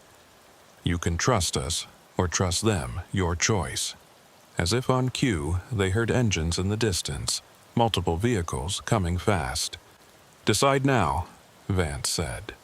Colton and Harlan exchanged glances. Then Colton handed over the flash drive. Everything's on there. Good. Now get down and stay down. This is about to get messy. What followed was something out of a war zone. Torres's team arrived in force, but the Rangers were ready. The firefight was brief but intense, ending with Torres and 6 of his men in custody, 2 dead and 1 escaped into the desert. When it was over, Vance helped them up. You're both going into protective custody until this is sorted out. There are a lot of people who won't want you testifying about what you've seen. What about Della Rios? Harlan asked. Gone. Probably out of the country by now. Smart woman. She saw this coming and got out. Vance looked at the flash drive. This evidence will take down a lot of powerful people. You two are heroes, whether you meant to be or not. Heroes. Harlan almost laughed. He'd been a drug mule, a coward, a man who'd taken blood money rather than risk his own life. Some hero. The trials took 2 years. Harlan and Colton testified in closed sessions, their identities protected, their locations secret. One by one, the corrupt officials fell. Judges, agents, police chiefs, even a congressman. The network Della Rios had described, the one that maintained balance through controlled corruption, collapsed entirely. But she'd been right about the war. With the old system gone, chaos erupted along the border. Cartels fought for territory previously divided by agreement. Law enforcement, purged of corrupt elements, was undermanned and overwhelmed. The death toll mounted daily. Harlan watched it all from a small town in Montana where the Marshal Service had relocated him. New name, new life, new job working at a hardware store. The money he'd earned from his smuggling runs had been seized as evidence. He didn't miss it. One day, 3 years after that final run, he received a postcard. No return address, postmarked from Argentina. It was a picture of a sunset over the Pampas. On the back, in familiar handwriting, the balance will return. It always does. DR. He burned the postcard but kept thinking about its message. Della Rios was right, of course. Someone would eventually fill the vacuum, create new networks, establish new balances of power and corruption. The game would continue with new players, and somewhere, another trucker would find a mysterious package in their trailer, face the same impossible choices Harlan had faced. Deputy Colton, now Sheriff Colton of a small county in Wyoming, also relocated for his safety, called occasionally. They'd share updates on the trials, the convictions, the ongoing chaos at the border. Neither of them talked about the fact that their testimony had ultimately made things worse, that breaking the corrupt system had unleashed something far more violent. Do you regret it? Colton asked during one such call. Which part? Taking their money? Helping them? Exposing them? All of it. Harlan thought about Miguel Reyes, dead in the desert for trying to do the right thing. About Della Rios, who'd maintained evil to prevent greater evil. About Torres, who'd played every side until he'd run out of moves. About himself, caught in the middle, just trying to survive. I regret getting in that truck 20 years ago, he finally said. Should have learned a different trade. Maybe been an accountant. Colton laughed, but it was hollow. They both knew the truth.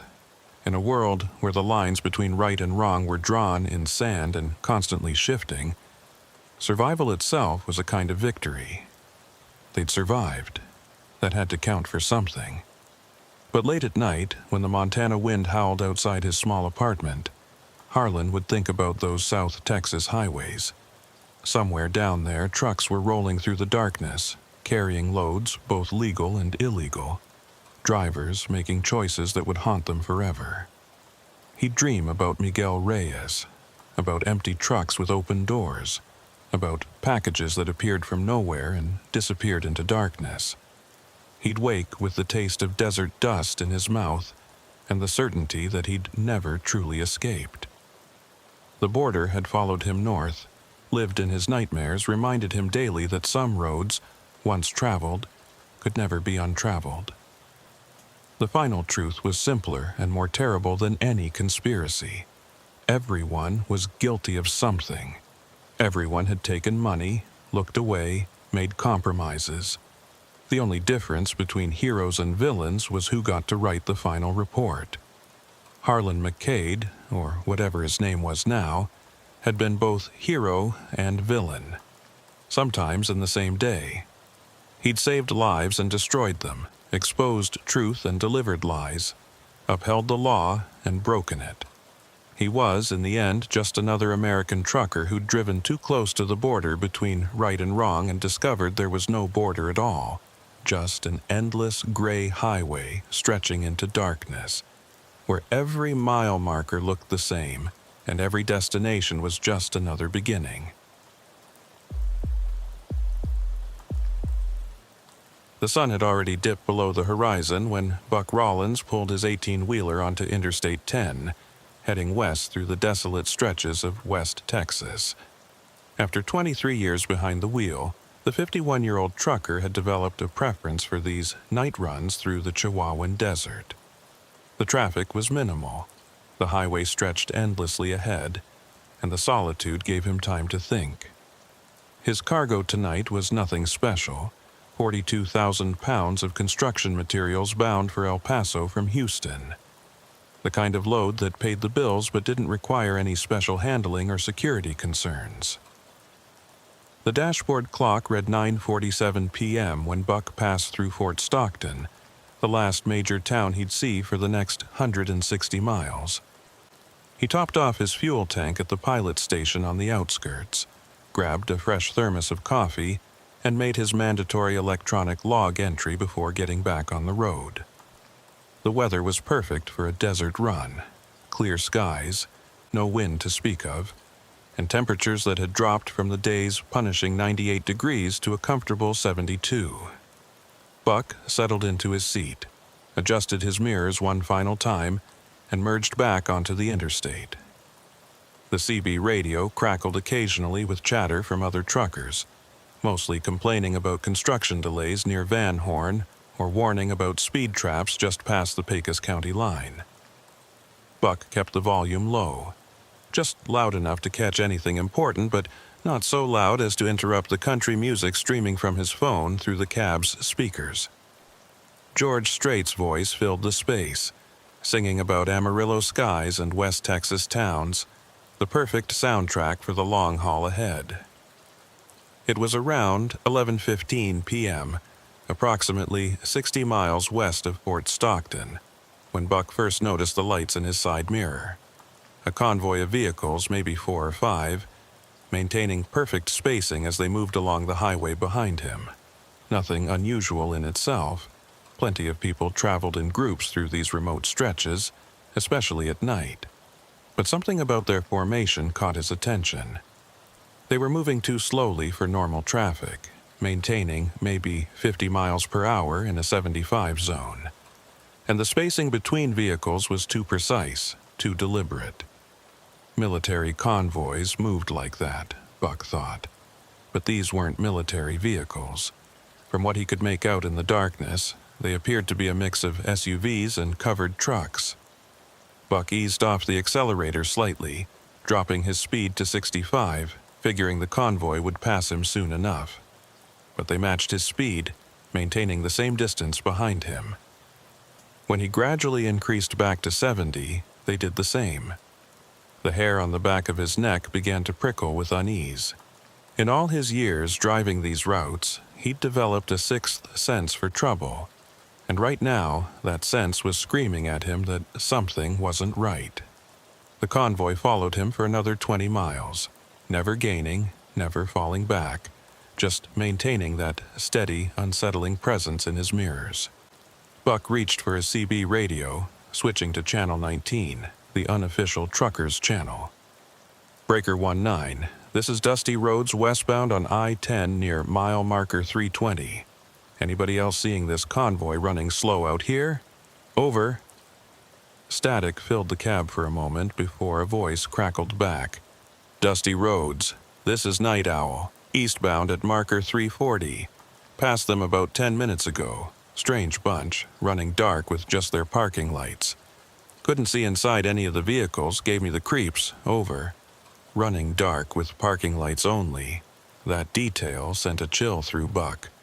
Why would anyone drive through the desert at night without proper headlights unless they didn't want to be clearly seen? He glanced at his side mirror again.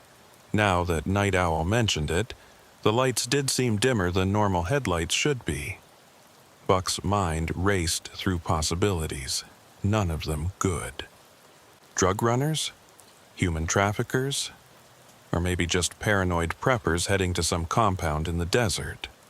Whatever they were, Buck wanted no part of it. He was approaching the exit for Ranch Road 2886, a lonely two-lane that cut north into the desert toward the small town of Bakersfield, Texas. Population 327 on a good day. Buck had never taken that exit in all his years driving this route. There was nothing up there but oil fields and ranch land. But tonight, instinct told him to put some distance between himself and that convoy.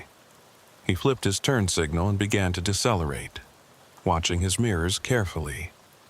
The convoy's reaction was immediate and coordinated. The lead vehicle, a large black SUV, suddenly accelerated, closing the gap between them rapidly. The other vehicles followed suit, their dim lights growing brighter as they switched to full headlights, temporarily blinding Buck in the reflection. His heart hammered in his chest as he took the exit ramp faster than advisable, his trailer swaying slightly as the truck leaned into the curve. Behind him, the convoy shot past the exit without slowing, continuing west on I-10. Buck let out a breath he didn't realize he'd been holding and pulled onto the shoulder of Ranch Road 2886. His hands were trembling slightly as he put the truck in park and reached for his phone. No signal, of course not. Cell coverage out here was spotty at best. He grabbed the CB radio instead. Night Owl, this is Dusty Roads. You still on channel? Still here, Dusty. Everything all right? Saw you take that Bakersfield exit. Yeah, I'm good. That convoy just spooked me is all.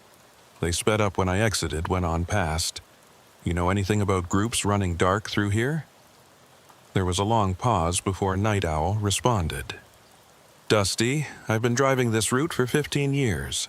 Last 3 months, I've seen groups like that maybe half a dozen times, always at night, always between Fort Stockton and Van Horn. Other drivers have seen them too. Nobody knows what they're hauling, but whatever it is, they don't want attention. Best to stay clear, friend. Buck thanked Night Owl and signed off. He sat in the darkness for a moment, engine idling, considering his options. He could wait here for 30 minutes, give the convoy time to get far ahead, then get back on I-10. Or he could take Ranch Road 2886 north to Bakersfield, then cut west on Farm Road 2023, eventually rejoining I-10 near Fort Hancock. It would add almost 2 hours to his trip, but something told him that keeping distance from that convoy was worth the delay.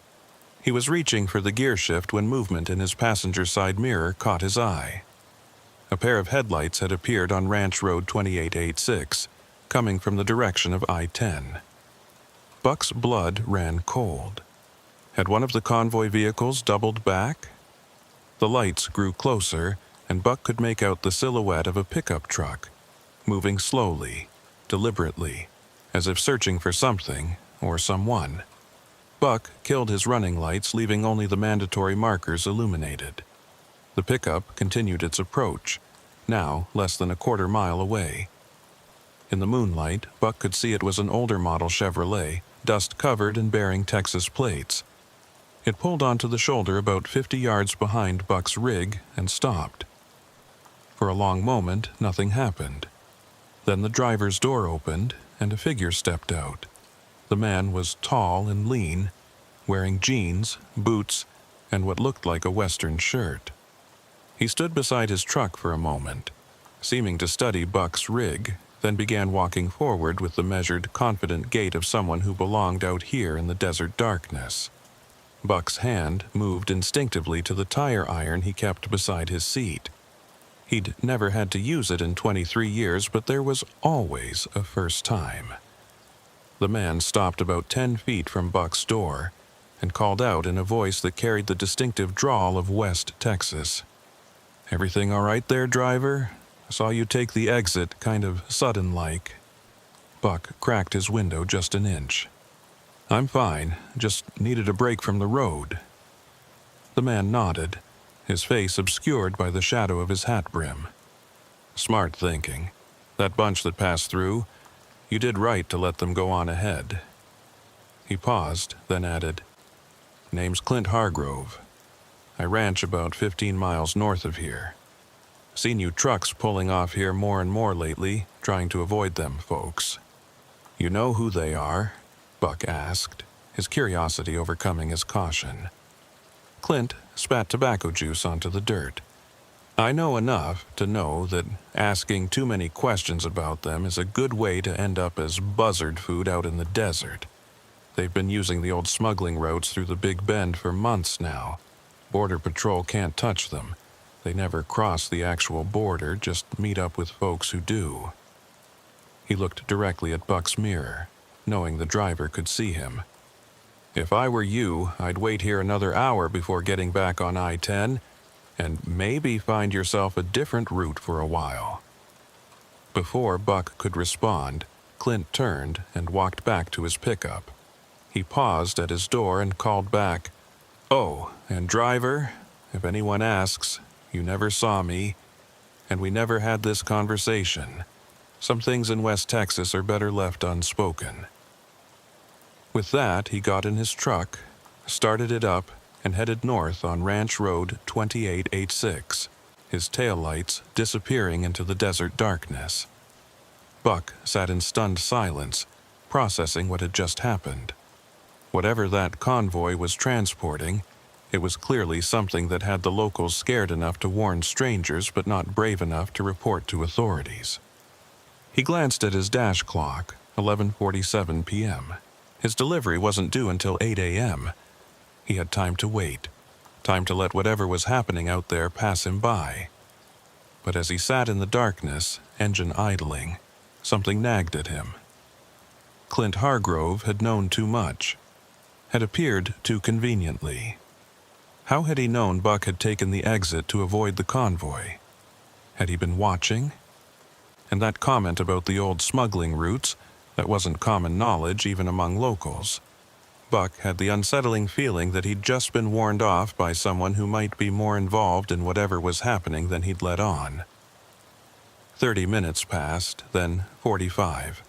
Buck was about to put the truck in gear when his CB crackled to life again. "Dusty roads, this is Night Owl. You still out there, buddy?" Buck grabbed the mic. "Still here, Night Owl. What's your 20?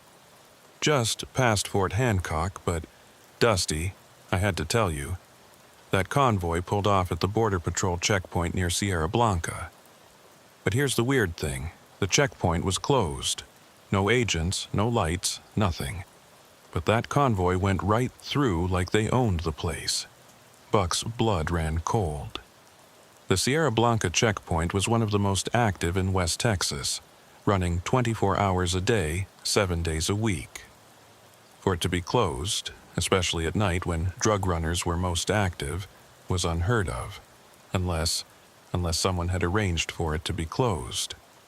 "Night Owl, get off this channel, find another route. Something's not right out here tonight." "Already planning on it, Dusty. You watch yourself."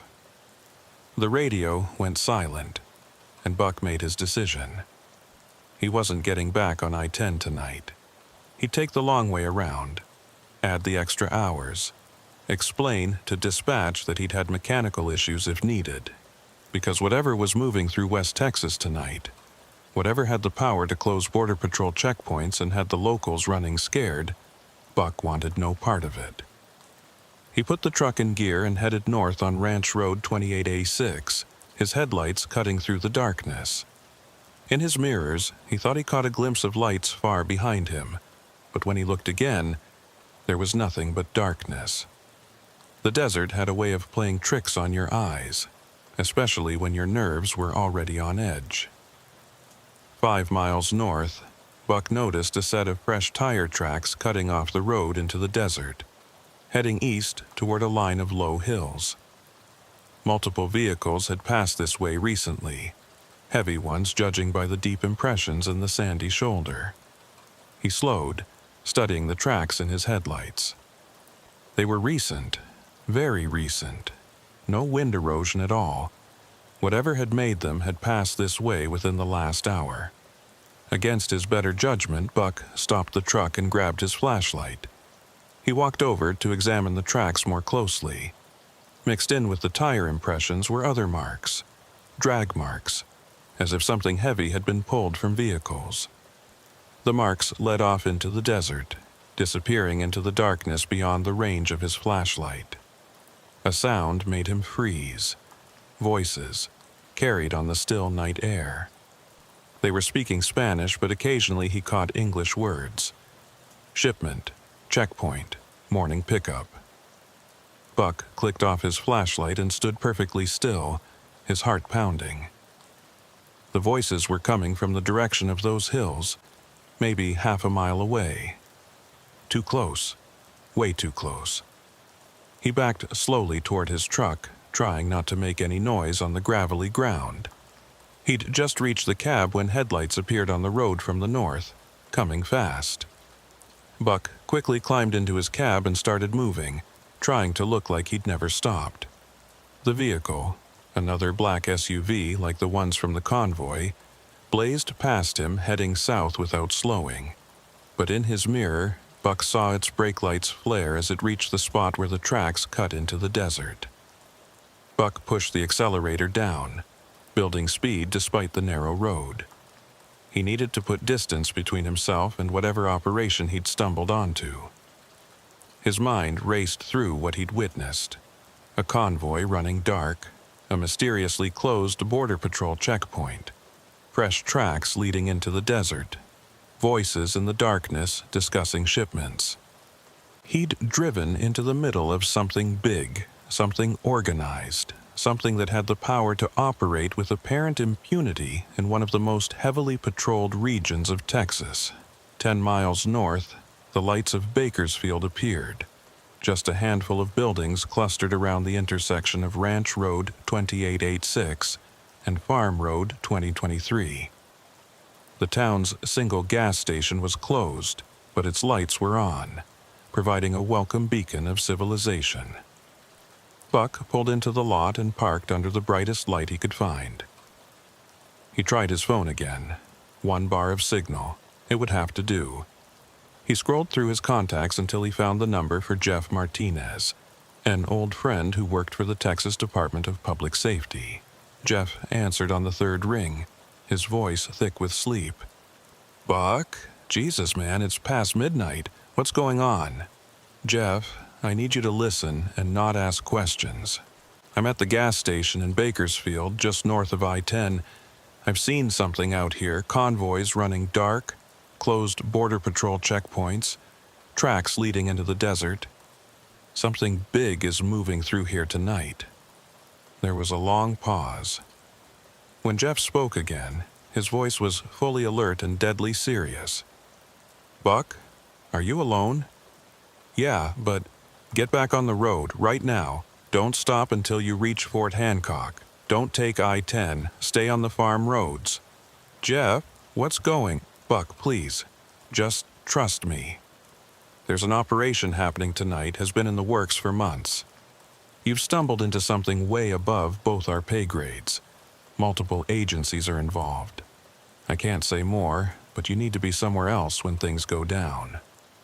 The line went dead. Buck stared at his phone, then looked around the empty gas station lot. He'd known Jeff for 15 years, had never heard that tone in his voice before. Whatever was happening out here was official, sanctioned, and probably dangerous enough that witnesses were unwelcome. He started his truck and pulled back onto Farm Road 2023, heading west toward Fort Hancock. In his mirrors, he caught sight of several sets of headlights converging on Bakersfield from different directions. He pressed harder on the accelerator, pushing the truck as fast as he dared on the narrow road.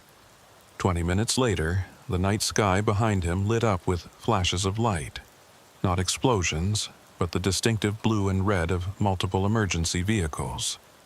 His CB radio exploded with chatter, voices overlapping in panic and confusion. Through the chaos, he caught fragments. Convoy intercepted.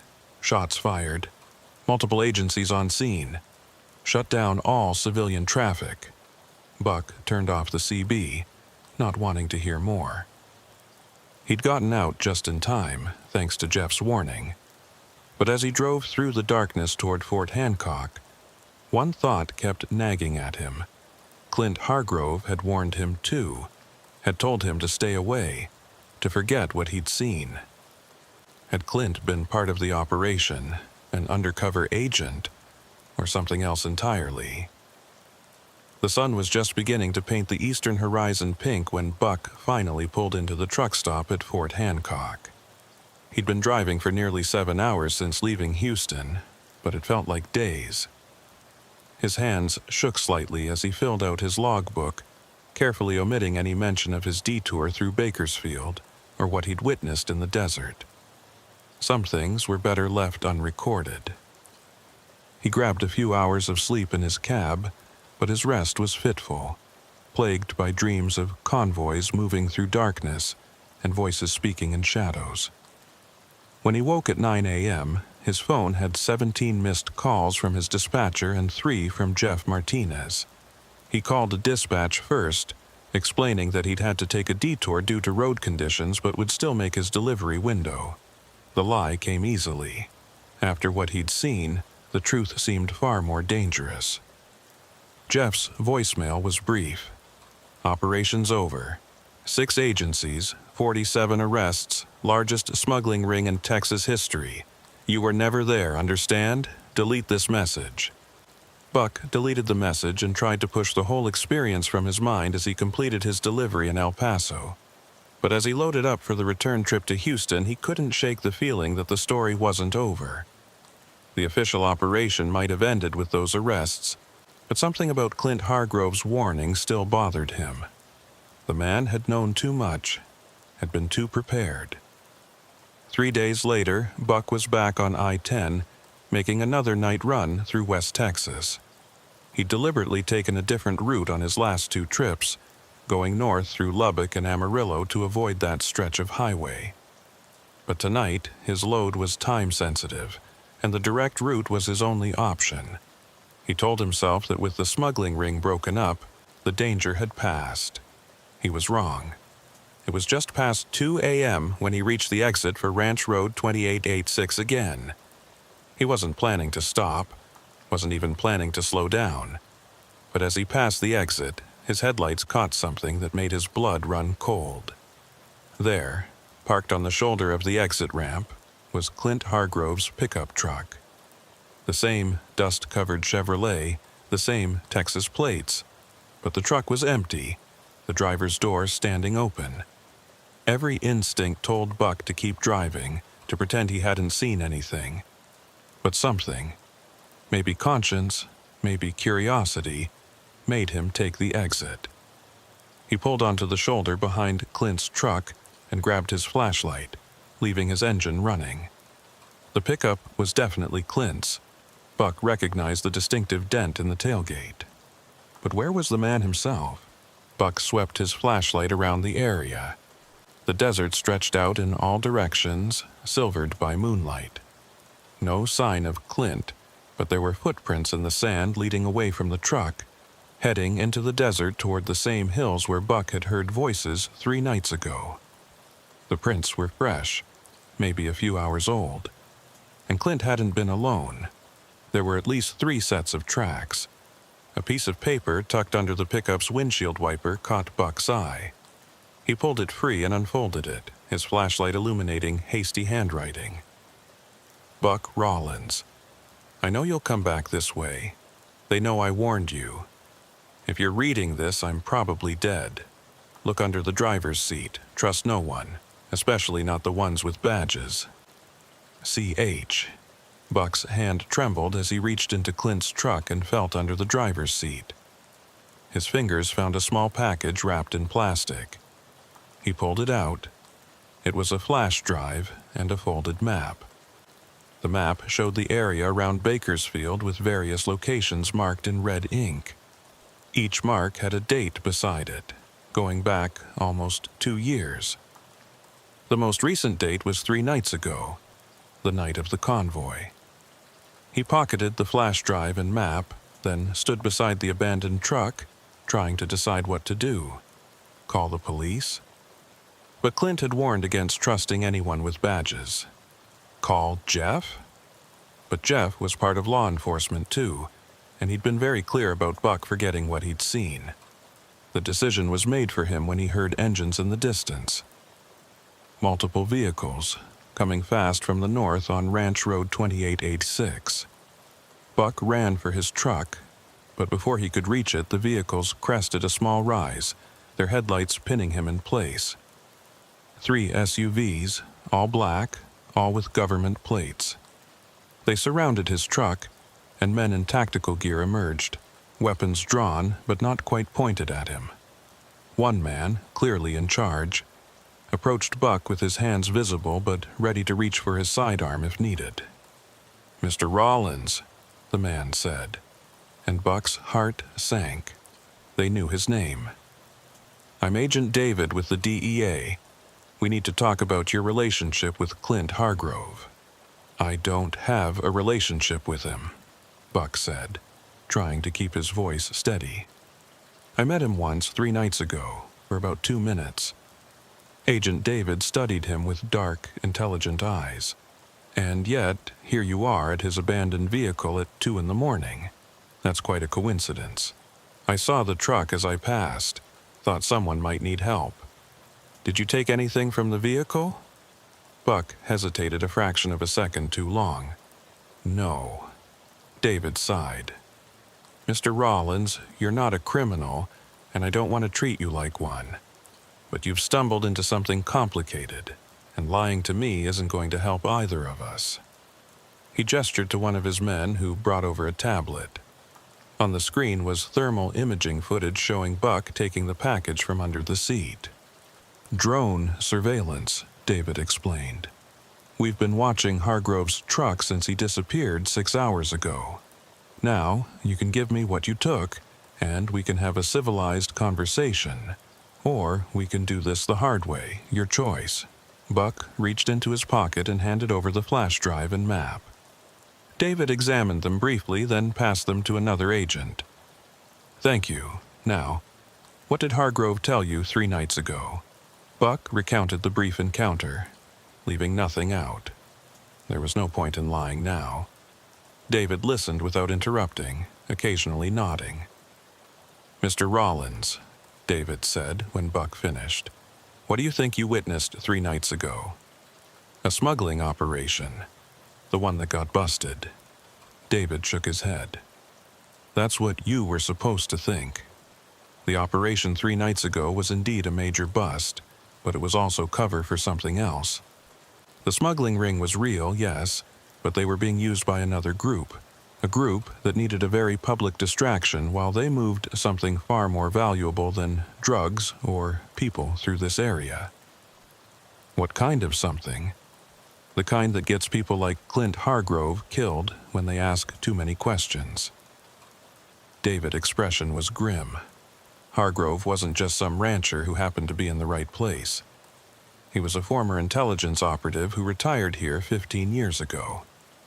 He'd been tracking unusual activity in this area for months, feeding information to old contacts in Washington, information that certain people didn't want shared. Buck felt like the ground was shifting under his feet.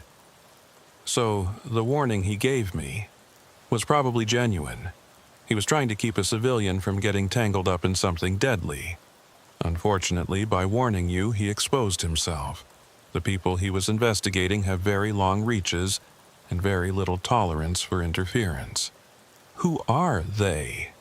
David was quiet for a moment, seeming to weigh how much to reveal. Mr. Rollins, have you ever heard of Project Cadena? Buck shook his head. It's a black-budget operation run by elements within multiple agencies. Officially, it doesn't exist. Unofficially, it's been using existing criminal networks to transport sensitive materials. Weapons, technology, things that can't be moved through official channels without raising questions. Hargrove stumbled onto it, and now he's gone. Gone, as in dead? Gone, as in we'll probably never find a body. David's voice was matter-of-fact, but Buck could see the anger in his eyes. The flash drive you found might contain his insurance policy, evidence he compiled. We'll analyze it, but frankly, without Hargrove to authenticate it, it's just data. So, that's it? He's dead, and whoever killed him just gets away with it. David laughed bitterly. Welcome to the real world, Mr. Rollins. The people running Cadena have connections at the highest levels. The best we can do is document everything and hope that someday, someone with enough power and courage will act on it. He handed Buck a business card.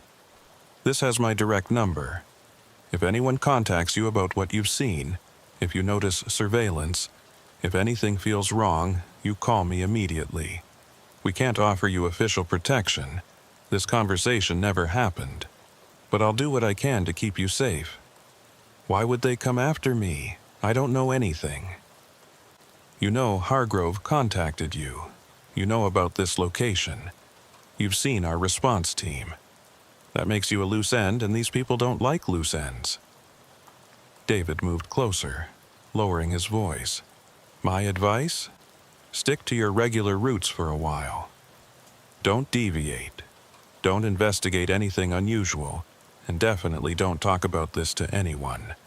Not your family, not your friends, not other truckers. As far as the world is concerned, you had mechanical trouble 3 nights ago, you fixed it, and you went on your way. That's your story.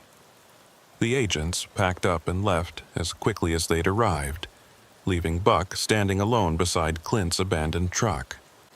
The sun was starting to rise, painting the desert in shades of gold and red. It would have been beautiful if not for the circumstances. Buck got back in his truck and continued to El Paso, his mind churning. He'd driven into something that went far beyond drug smuggling or human trafficking.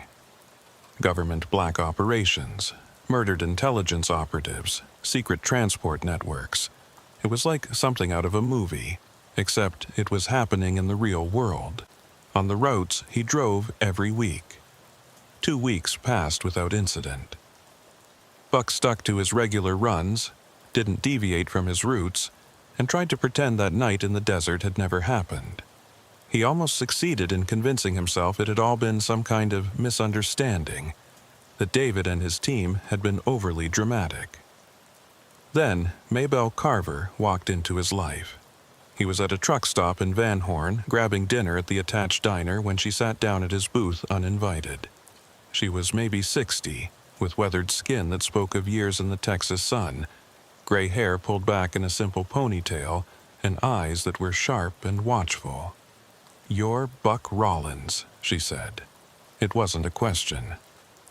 Buck set down his fork. "Do I know you?" "No, but you knew my brother, Clint Hargrove." Buck's appetite vanished.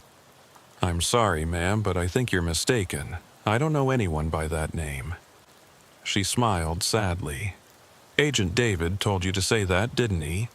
To pretend you never met Clint, never saw anything unusual. That's good advice, Mr. Rollins, but I'm not here to cause you trouble. I just need to know." Was he alive when you saw him? Buck glanced around the diner. It was nearly empty, just a couple of other truckers absorbed in their own meals. Yes, he said quietly. He was alive. Thank you. Tears welled in her eyes. They won't tell me anything, you see. Officially, Clint never existed.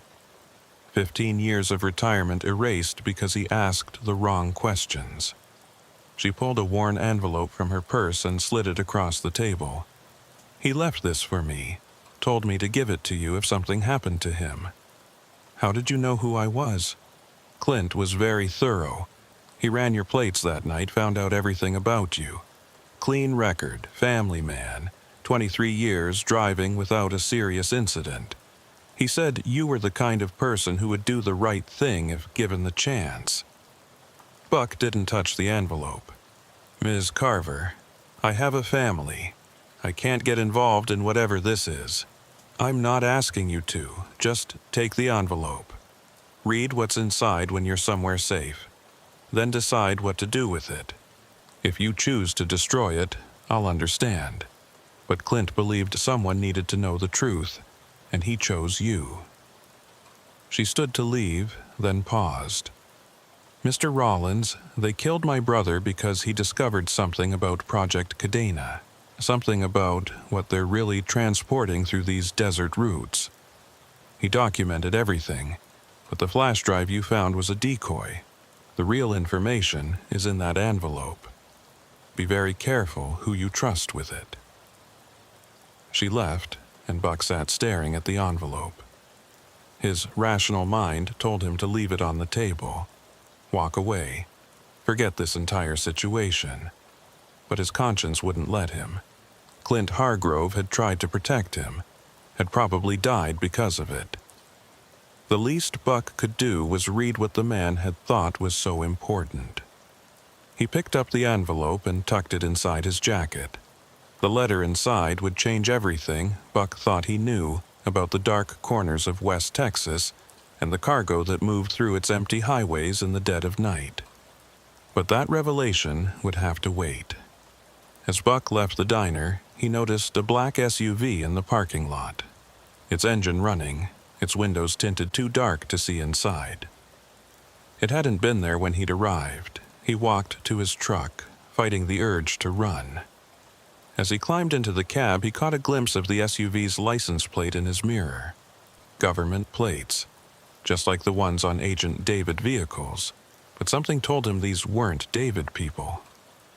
Buck started his engine and pulled out of the truck stop, the SUV following at a discreet distance. He reached for his phone, then remembered David's warning about surveillance. If they were watching him physically, they were probably monitoring his communications too. He was on his own, carrying information that had gotten at least one person killed, with unknown forces tracking his every move.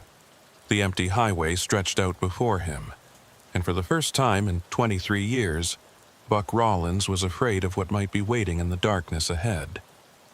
Buck drove for 30 miles with the black SUV maintaining its distance, never falling back, never moving closer, just a constant presence in his mirrors. He'd thought about stopping at another truck stop, surrounding himself with witnesses, but something told him that wouldn't matter to whoever was in that vehicle. If they wanted to make a move, they would do it regardless of who was watching. The envelope felt like it was burning a hole in his jacket pocket. He desperately wanted to read what Clint had written, but he couldn't risk pulling over, couldn't risk showing any sign that he knew he was being followed. So he drove, maintaining a steady 68 miles per hour, just another trucker making his delivery.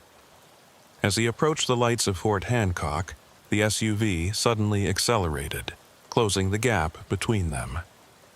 Buck's hands tightened on the steering wheel. This was it. Whatever was going to happen would happen now. But instead of forcing him off the road, the SUV swept past him in the left lane, its windows still too dark to see inside. It took the next exit without slowing, disappearing into the night as mysteriously as it had appeared. Buck let out a breath he didn't realize he'd been holding. Either they'd decided he wasn't a threat, or they were switching out surveillance teams. Neither option was particularly comforting. He took the second Fort Hancock exit and pulled into a well-lit 24-hour truck stop, parking his rig between two other trucks for cover. Only then did he pull out Clint's letter. The handwriting was neat and precise, the words chosen carefully. "Buck, if you're reading this, then Maybelle found you, and I'm gone. I'm sorry you got dragged into this, but someone outside the system needs to know what's happening out here. The flash drive Agent David has contains real information, but it's incomplete. Deliberately so. I knew they were watching me, knew they'd eventually come. So I gave them something to find. Something that tells part of the story, but not the dangerous part. Project Cadena isn't just about moving illegal materials through existing smuggling networks. It's about something much worse. They're transporting biological materials, weaponized pathogens developed in off-the-books labs.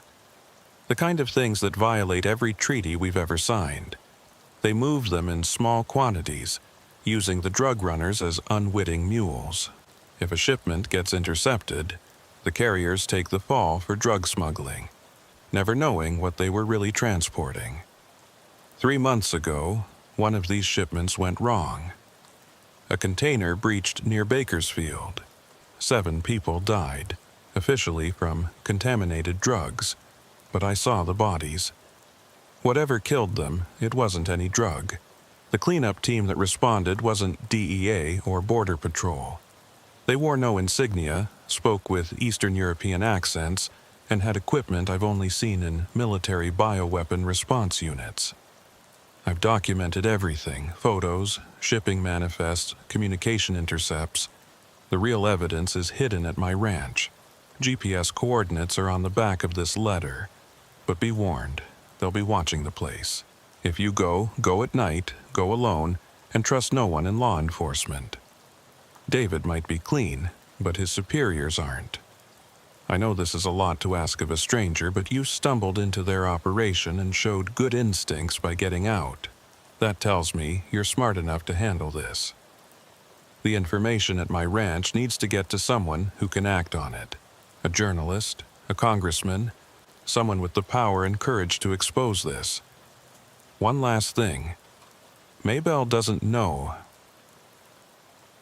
what I'm involved in. She thinks I'm paranoid, maybe losing my mind. Let her keep thinking that. It's safer for her. Good luck, and watch your 6. Clint. Buck read the letter twice, then carefully folded it and put it back in the envelope. Biological weapons. The government moving bioweapons through drug smuggling networks. It was insane, the kind of conspiracy theory that got people labeled as cranks. Except Clint Hargrove was dead, and government agents were following Buck, and something had killed 7 people near Bakersfield. He looked at the GPS coordinates on the back of the letter. The location was about 40 miles north of where he'd first met Clint, deep in ranch country. Going there would be stupid, potentially suicidal. But not going meant letting Clint's death be for nothing, letting whoever was running Cadena continue their operation. Buck made his decision. He'd complete his delivery in El Paso, then on the return trip, he'd make a detour. But first, he needed insurance. He pulled out his phone and took photos of both sides of the letter, then uploaded them to a cloud storage account he rarely used. If something happened to him, at least the information would survive. 3 days later, Buck was heading east from El Paso, having delivered his load without incident. It was 11 p.m. when he reached the exit for Ranch Road 2886 again. This time, there were no mysterious convoys, no abandoned trucks, just empty highway and desert darkness. He took the exit and headed north. The coordinates led him to a dirt road that branched off from the main ranch road.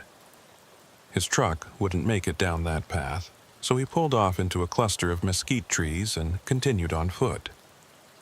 The moon was 3/4 full, providing enough light to navigate by. He'd brought a flashlight but didn't want to use it unless absolutely necessary. The ranch house appeared after about 2 miles of walking. A modest, single-story structure with a barn and several outbuildings. No lights were visible. No vehicles in sight. The place looked abandoned, but Buck approached cautiously anyway, remembering Clint's warning about surveillance. The front door was unlocked, which immediately set off alarm bells in Buck's head. He pushed it open carefully and stepped inside. The house had been searched, thoroughly. Drawers pulled out, cushions slashed, floorboards pried up. Someone had been looking for something, and from the destruction, they hadn't found it. Buck made his way through the house, checking each room. In what had been Clint's office, he found a wall safe standing open and empty. Either Clint had cleared it out, or whoever searched the place had gotten into it. But something about the scene felt staged, too obvious. Clint had been intelligence, trained in hiding things. He wouldn't have kept crucial evidence in an obvious safe. Then Buck remembered something from his military days. Dead drops and concealment devices. Things hidden in plain sight that no one would think to check. He started examining ordinary objects more carefully. In the kitchen, he found it. A coffee can in the pantry that was heavier than it should be. The bottom twisted off, revealing a hidden compartment containing another flash drive and a small notebook. The notebook was filled with dates, locations, and chemical formulas Buck didn't understand. But the last entry, dated the day before Clint had warned him on the road, was clear enough. Shipment moving tomorrow night. Live samples. Delivery to Site 7. May God forgive us for what we've allowed to happen. Buck pocketed the items and started to leave, but a sound from outside froze him in place. Vehicles approaching. Multiple engines. No headlights. He moved to a window and peered out. 3 vehicles were converging on the house from different directions, boxing in any escape route. He was trapped. Buck's mind raced through options. He couldn't outrun them on foot, couldn't hide in the house. They'd search every inch. The barn was too obvious. That left the storm cellar he'd noticed behind the house, its doors barely visible in the moonlight. It was a risk. If they found him there, he'd be cornered. But it was better than being caught in the open. He slipped out the back door and made it to the cellar just as the vehicles stopped in front of the house. The cellar doors were old and rusty, but opened quietly enough. He descended into darkness, pulling the doors closed above him and feeling for a latch or bar to secure them from inside. His fingers found a wooden beam that could be wedged against the doors. It wouldn't stop determined entry, but it might buy him time. The cellar was small, maybe 10 feet by 12, with concrete walls and a dirt floor. By the thin light filtering through cracks in the doors, Buck could make out shelves lined with dusty canning jars and boxes. He moved to the farthest corner and crouched behind a stack of boxes, trying to control his breathing. Footsteps moved above him, through the house. Voices carried down, muffled but audible. Place has already been tossed. Hargrove must have moved everything before they got him. Check again. The old man was smart. He would have had backups, hidden caches. What about the trucker, Rollins? Surveillance lost him 3 hours ago. His rigs parked at a truck stop in Fort Hancock, but he's not in it. Buck's blood ran cold. They knew he'd given them the slip, knew he might be here. You think he came here? Possibly. Check the outbuildings. I'll scan for heat signatures. Heat signatures. They had thermal imaging equipment. The cellar might hide him from visual inspection, but if they did a thorough thermal scan, Buck noticed something odd about the wall behind him. Unlike the other 3 walls, which were solid concrete, this one had a section that looked different. Newer concrete, like something had been patched. He ran his hands along it and felt a slight depression, a seam. Pushing against it, he felt it give slightly. It was a hidden door, concealed behind what looked like solid wall. Working as quietly as possible, Buck felt around the edges until he found the release mechanism. A simple latch disguised as a nail. The section of wall swung inward, revealing a narrow passage that led deeper underground. Clint had built himself an escape route. Buck squeezed through the opening, pulling it closed behind him just as he heard the cellar doors rattle above. Someone was testing them. He moved down the passage, feeling his way in the total darkness. The tunnel was narrow, maybe 3 feet wide, and he had to duck to avoid hitting his head. It smelled of earth and dampness, and he tried not to think about what might be living down here. Behind him, he heard the cellar doors break open, followed by boots on the wooden steps. Clear down here, just old jars and junk. Scan it anyway. Buck kept moving, praying the tunnel would lead somewhere useful and not to a dead end. After what felt like hours but was probably only minutes, he saw a faint light ahead. The tunnel opened into another underground room, this one lit by battery-powered LED strips. It was Clint's real safe room: computers, communications equipment, boxes of documents, and walls covered with maps and photos.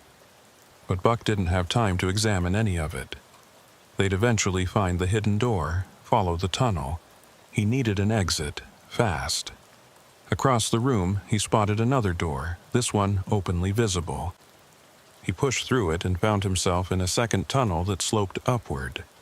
He followed it, moving as quickly as he could in the confined space. The tunnel emerged inside what looked like an old well house about 300 yards from the main house. Through cracks in the wooden walls, Buck could see flashlight beams sweeping the property, searching, but they were focused on the buildings, not the surrounding land. Buck waited, watching, timing the search patterns. When all the lights were pointed away from his position, he slipped out of the well house and belly-crawled through the sagebrush toward a dry wash he'd noticed on his way in. Once in the wash, he could move more quickly, using its banks as cover. He was almost clear when he heard shouting from the house. "Found something! Hidden door in the cellar!" They'd discovered the tunnel. In minutes, they'd reach the safe room, find the other tunnel, figure out where he'd gone. Buck abandoned stealth for speed, running down the wash toward where he'd left his truck. Behind him, he could hear vehicles starting up, spreading out to cut off escape routes. But Buck had one advantage. He knew exactly where he was going, while they had to guess. He reached his truck just as headlights appeared on the dirt road behind him. He jumped into the cab, started the engine, and took off down the ranch road without turning on his lights, navigating by moonlight and memory. The pursuing vehicles were gaining when Buck reached the main road. He yanked the wheel hard left, tires screaming, and floored it. His truck's powerful engine roared as he pushed it to its limits. In his mirrors, he saw the pursuit vehicles skid through the turn, losing ground. But they wouldn't give up easily. These weren't cops who had to follow procedure. These were black ops teams who answered to no one. They'd chase him until they caught him or he crashed. Then Buck remembered something, a wait station about 10 miles ahead that was always crawling with state troopers at night. They were checking for drug runners, but their presence might be enough to make his pursuers think twice. He grabbed his CB radio. "Breaker, breaker, this is Dusty Rhodes with an emergency. I'm eastbound on Ranch Road 2886 approaching the wait station. Being pursued by multiple vehicles. Request immediate assistance." The response was immediate. "Dusty Rhodes, this is Texas Highway Patrol. What's your exact location?" 5 miles west of the wait station. Doing 90 and being chased by 3 unmarked SUVs. Roger that. Units responding. Do not stop until you reach the station. Buck pushed his truck harder, watching the speedometer climb past 95. The engine was screaming, the whole rig shaking with the strain, but the lights behind him were falling back. They'd heard the radio transmission, knew law enforcement was responding. He roared into the wait station, where 3 patrol cars were waiting with lights flashing. The pursuing vehicles were nowhere to be seen. They'd vanished as quickly as they'd appeared. Buck brought his truck to a shaking stop and sat there, hands trembling, as officers surrounded his vehicle. The next hours were a blur of questions, statements, and reports. Buck stuck to a simple story. He'd gone to check on an old friend's ranch, found it ransacked, and was chased by unknown vehicles when he left. He said nothing about Project Cadena, biological weapons, or hidden tunnels. The flash drive and notebook were hidden in his truck's air filter housing, where no routine search would find them. They kept him at the station until dawn, then finally let him go with a warning to be more careful about wandering around abandoned properties at night. As Buck walked back to his truck, a familiar figure stepped out of the shadows. Agent David. "That was incredibly stupid, Mr. Rollins," David said quietly. "You're lucky those were private contractors, not official teams, or you'd be in federal custody right now. I don't know what you're talking about." David smiled grimly. "Of course you don't. But hypothetically, if someone had recovered additional evidence from Hargrove's ranch, that evidence would need to reach the right hands. Not local law enforcement, not federal agencies. They're all potentially compromised. It would need to go to someone outside the system." He handed Buck a business card. It wasn't his government card. This one had just a name and email address. A friend at the Washington Post, someone who specializes in national security issues and isn't afraid of pushback. Hypothetically, of course. David turned to leave, then paused. "Oh, and Mr. Rollins. You might want to find a new route for a while. Maybe take some time off. Things are about to get very complicated in West Texas." Buck took David's advice. He called his dispatcher, claimed a family emergency, and took 2 weeks of accumulated vacation time. But he didn't go home to Houston. Instead, he rented a motel room in Las Cruces, New Mexico, close enough to monitor what was happening in West Texas, but far enough to avoid immediate danger. For 3 days, he sat on Clint's evidence, paralyzed by indecision. Sending it to the reporter David recommended could expose the conspiracy, but it could also paint a target on Buck's back. Not sending it meant living with the knowledge that biological weapons were being transported through civilian areas, that 7 people had already died, and more would likely follow. On the 4th day, the decision was made for him. The news broke on every major network simultaneously. A chemical spill near Bakersfield, Texas, had forced the evacuation of 300 residents. Hazmat teams from multiple agencies were responding. The footage showed people in full biological containment suits, military vehicles establishing a perimeter, and helicopters circling overhead. But Buck knew better. The local news might call it a chemical spill, but the response was all wrong for that. This was a bioweapon containment protocol. Another shipment had gone wrong. He opened his laptop and uploaded everything to a secure file-sharing site. Clint's letter, the notebook, the contents of both flash drives, his own written account of everything he'd witnessed. He sent the link to the Washington Post reporter with a simple message. "Clint Hargrove died to get this information out. People are dying in Bakersfield right now. The truth needs to be told." Within an hour, his phone rang. The reporter, Jennifer Park, sounded simultaneously excited and terrified. "Mr. Rollins, do you understand what you've sent me?" "I understand people are dying, and someone needs to stop it. This evidence, it implicates people at the highest levels. Cabinet members, intelligence officials, military commanders. If even half of this is true, it's the biggest scandal since Iran-Contra. It's all true. Clint Hargrove was killed for collecting it. I need to verify some of this before we can publish. Can you stay available? I'll keep this phone on."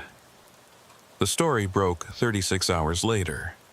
Not in the Washington Post, but simultaneously across multiple international news outlets. Jennifer Park had been smart. She'd shared the information with journalists in the UK, Germany, and Australia, making it impossible for any single government to suppress the story. The headlines were damning. Secret U.S. bioweapon program uses drug cartels for transport, and Texas chemical spill was weaponized pathogen breach, documents show, and black budget operation violated international treaties. Buck watched from his motel room as the story exploded. Congressional leaders called for immediate investigations. The UN Security Council convened an emergency session. 3 high-ranking officials resigned within hours of the story breaking.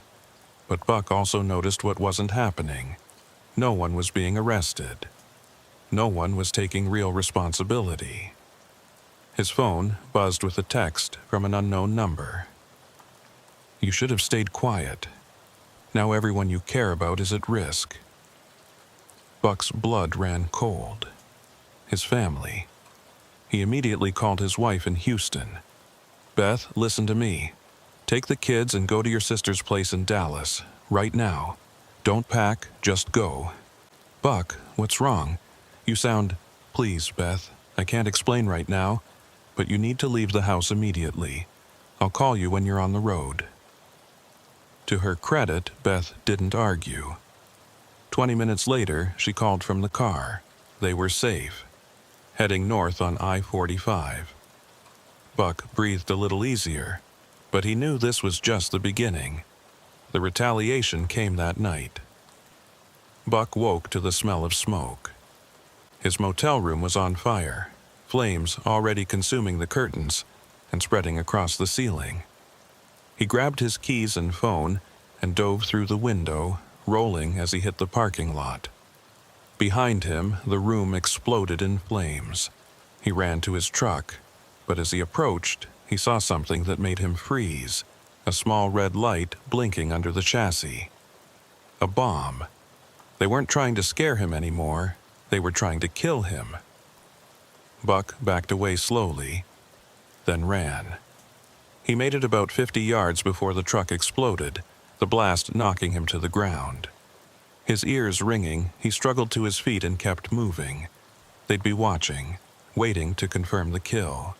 He needed to disappear. He hitchhiked to El Paso, using cash he'd hidden in his boots to pay a trucker to take him without asking questions. From there, he caught a bus to Dallas, constantly watching for surveillance. Every black SUV made his heart race. Every stranger who looked at him too long might be an agent. He finally reached Beth and the kids at her sister's house 3 days after the motel fire. The reunion was tearful and tense. "Buck, there are people outside," Beth whispered. "They say they're federal marshals, that we're under protective custody, but they won't say why." Buck peered through the blinds. 2 unmarked cars sat on the street, agents visible inside. But were they protection or surveillance? There was no way to know. That evening, Agent David appeared at the door. He looked exhausted, his usually crisp suit wrinkled. "Mr. Rawlins, we need to talk." Buck let him in but kept his distance. "Are you here to arrest me?" "No. I'm here because the situation has spiraled beyond anyone's control. The story you leaked has triggered a purge within multiple agencies. People are disappearing, some running, some being eliminated. Project Cadena is being shut down, but not cleanly. They're destroying evidence, eliminating witnesses, including me, especially you. You're the only civilian with direct knowledge of the operation. Hargrove is dead. The other witnesses from Bakersfield have had accidents. You're the loose end they need to tie up. So, what am I supposed to do? Live in hiding forever?" David pulled out an envelope. "New identities for you and your family. New life in Canada. The Canadian government has agreed to accept you as protected witnesses in exchange for your testimony about Cadena." Buck looked at the documents. New names, new histories. Everything they'd need to disappear. "And if we don't take it, then I can't protect you. The people running Cadena have resources beyond what you can imagine. They'll wait weeks, months, maybe years, but eventually they'll find you. Buck looked at his family. His kids were scared, confused. Beth was trying to be strong, but he could see the fear in her eyes. Because of what he'd stumbled into one night in West Texas, their entire lives were being erased. "We'll take it," he said quietly. The transition happened quickly. Within 48 hours, the Rawlins family ceased to exist. In their place, the Morrison family crossed the border into Canada, settling in a small town in British Columbia. Buck, now Robert Morrison, found work at a local trucking company, hauling lumber instead of construction materials. It was a different life, a smaller life, but a safe one. Or so they thought. 6 months into their new life, Buck received a package at his work. No return address, no postal markings. It had been hand-delivered. Inside was a single photo, Clint Hargrove's ranch, now completely demolished. Nothing but rubble and scorched earth. On the back, someone had written, "All traces erased. You're the last one who knows." Buck burned the photo, but the message was clear. They knew where he was. They were watching. The sword hanging over his head would never go away. 2 years passed. The Kadena scandal had faded from the headlines, replaced by new crises and controversies. A few low-level operatives had been prosecuted, but the real architects of the program had walked free. The official investigation concluded that while mistakes had been made, no laws had technically been broken. The biological materials had been classified as research samples. The deaths in Bakersfield attributed to industrial contamination. Buck tried to move on, to build a new life for his family. But every time he got behind the wheel of his truck, every time he drove at night, he remembered that convoy running dark through West Texas, Clint Hargrove's warning, the chase through the desert. He'd done the right thing by exposing Kadena, but the cost had been everything. His career, his identity, his peace of mind. Late one evening, he received a call from Jennifer Park, the reporter who'd broken the story. "Robert," she said, using his new name, "I wanted you to know. We won. Not completely, but we won. 3 more Kadena sites have been shut down. International pressure has forced new oversight protocols. What you did mattered." Did it? The people responsible are still free. Clint Hargrove is still dead. Those people in Bakersfield are still dead. But future deaths were prevented. That counts for something. After she hung up, Buck sat in his small Canadian living room, looking at his family.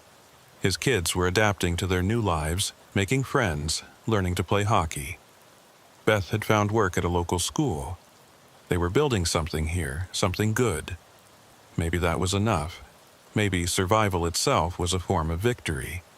But late at night, when the wind howled through the Canadian pines, Buck still thought about those West Texas highways. Somewhere out there, new convoys were probably running dark, carrying new secrets through the desert night. Other truckers were passing them, feeling that same chill of unease, making the choice to look away or investigate. Buck hoped they'd choose to look away. The truth, he'd learned, came with a price that no one should have to pay. The official record would show that Project Kadena was terminated in 2023, following a joint congressional investigation. What the record wouldn't show was the human cost. The lives destroyed, the families relocated, the witnesses who vanished. It wouldn't show Buck Rawlins, the trucker, who'd simply been doing his job one night and stumbled into a conspiracy that reached the highest levels of government. In the end, Buck's story became another secret buried in the West Texas desert, known only to a few and believed by fewer.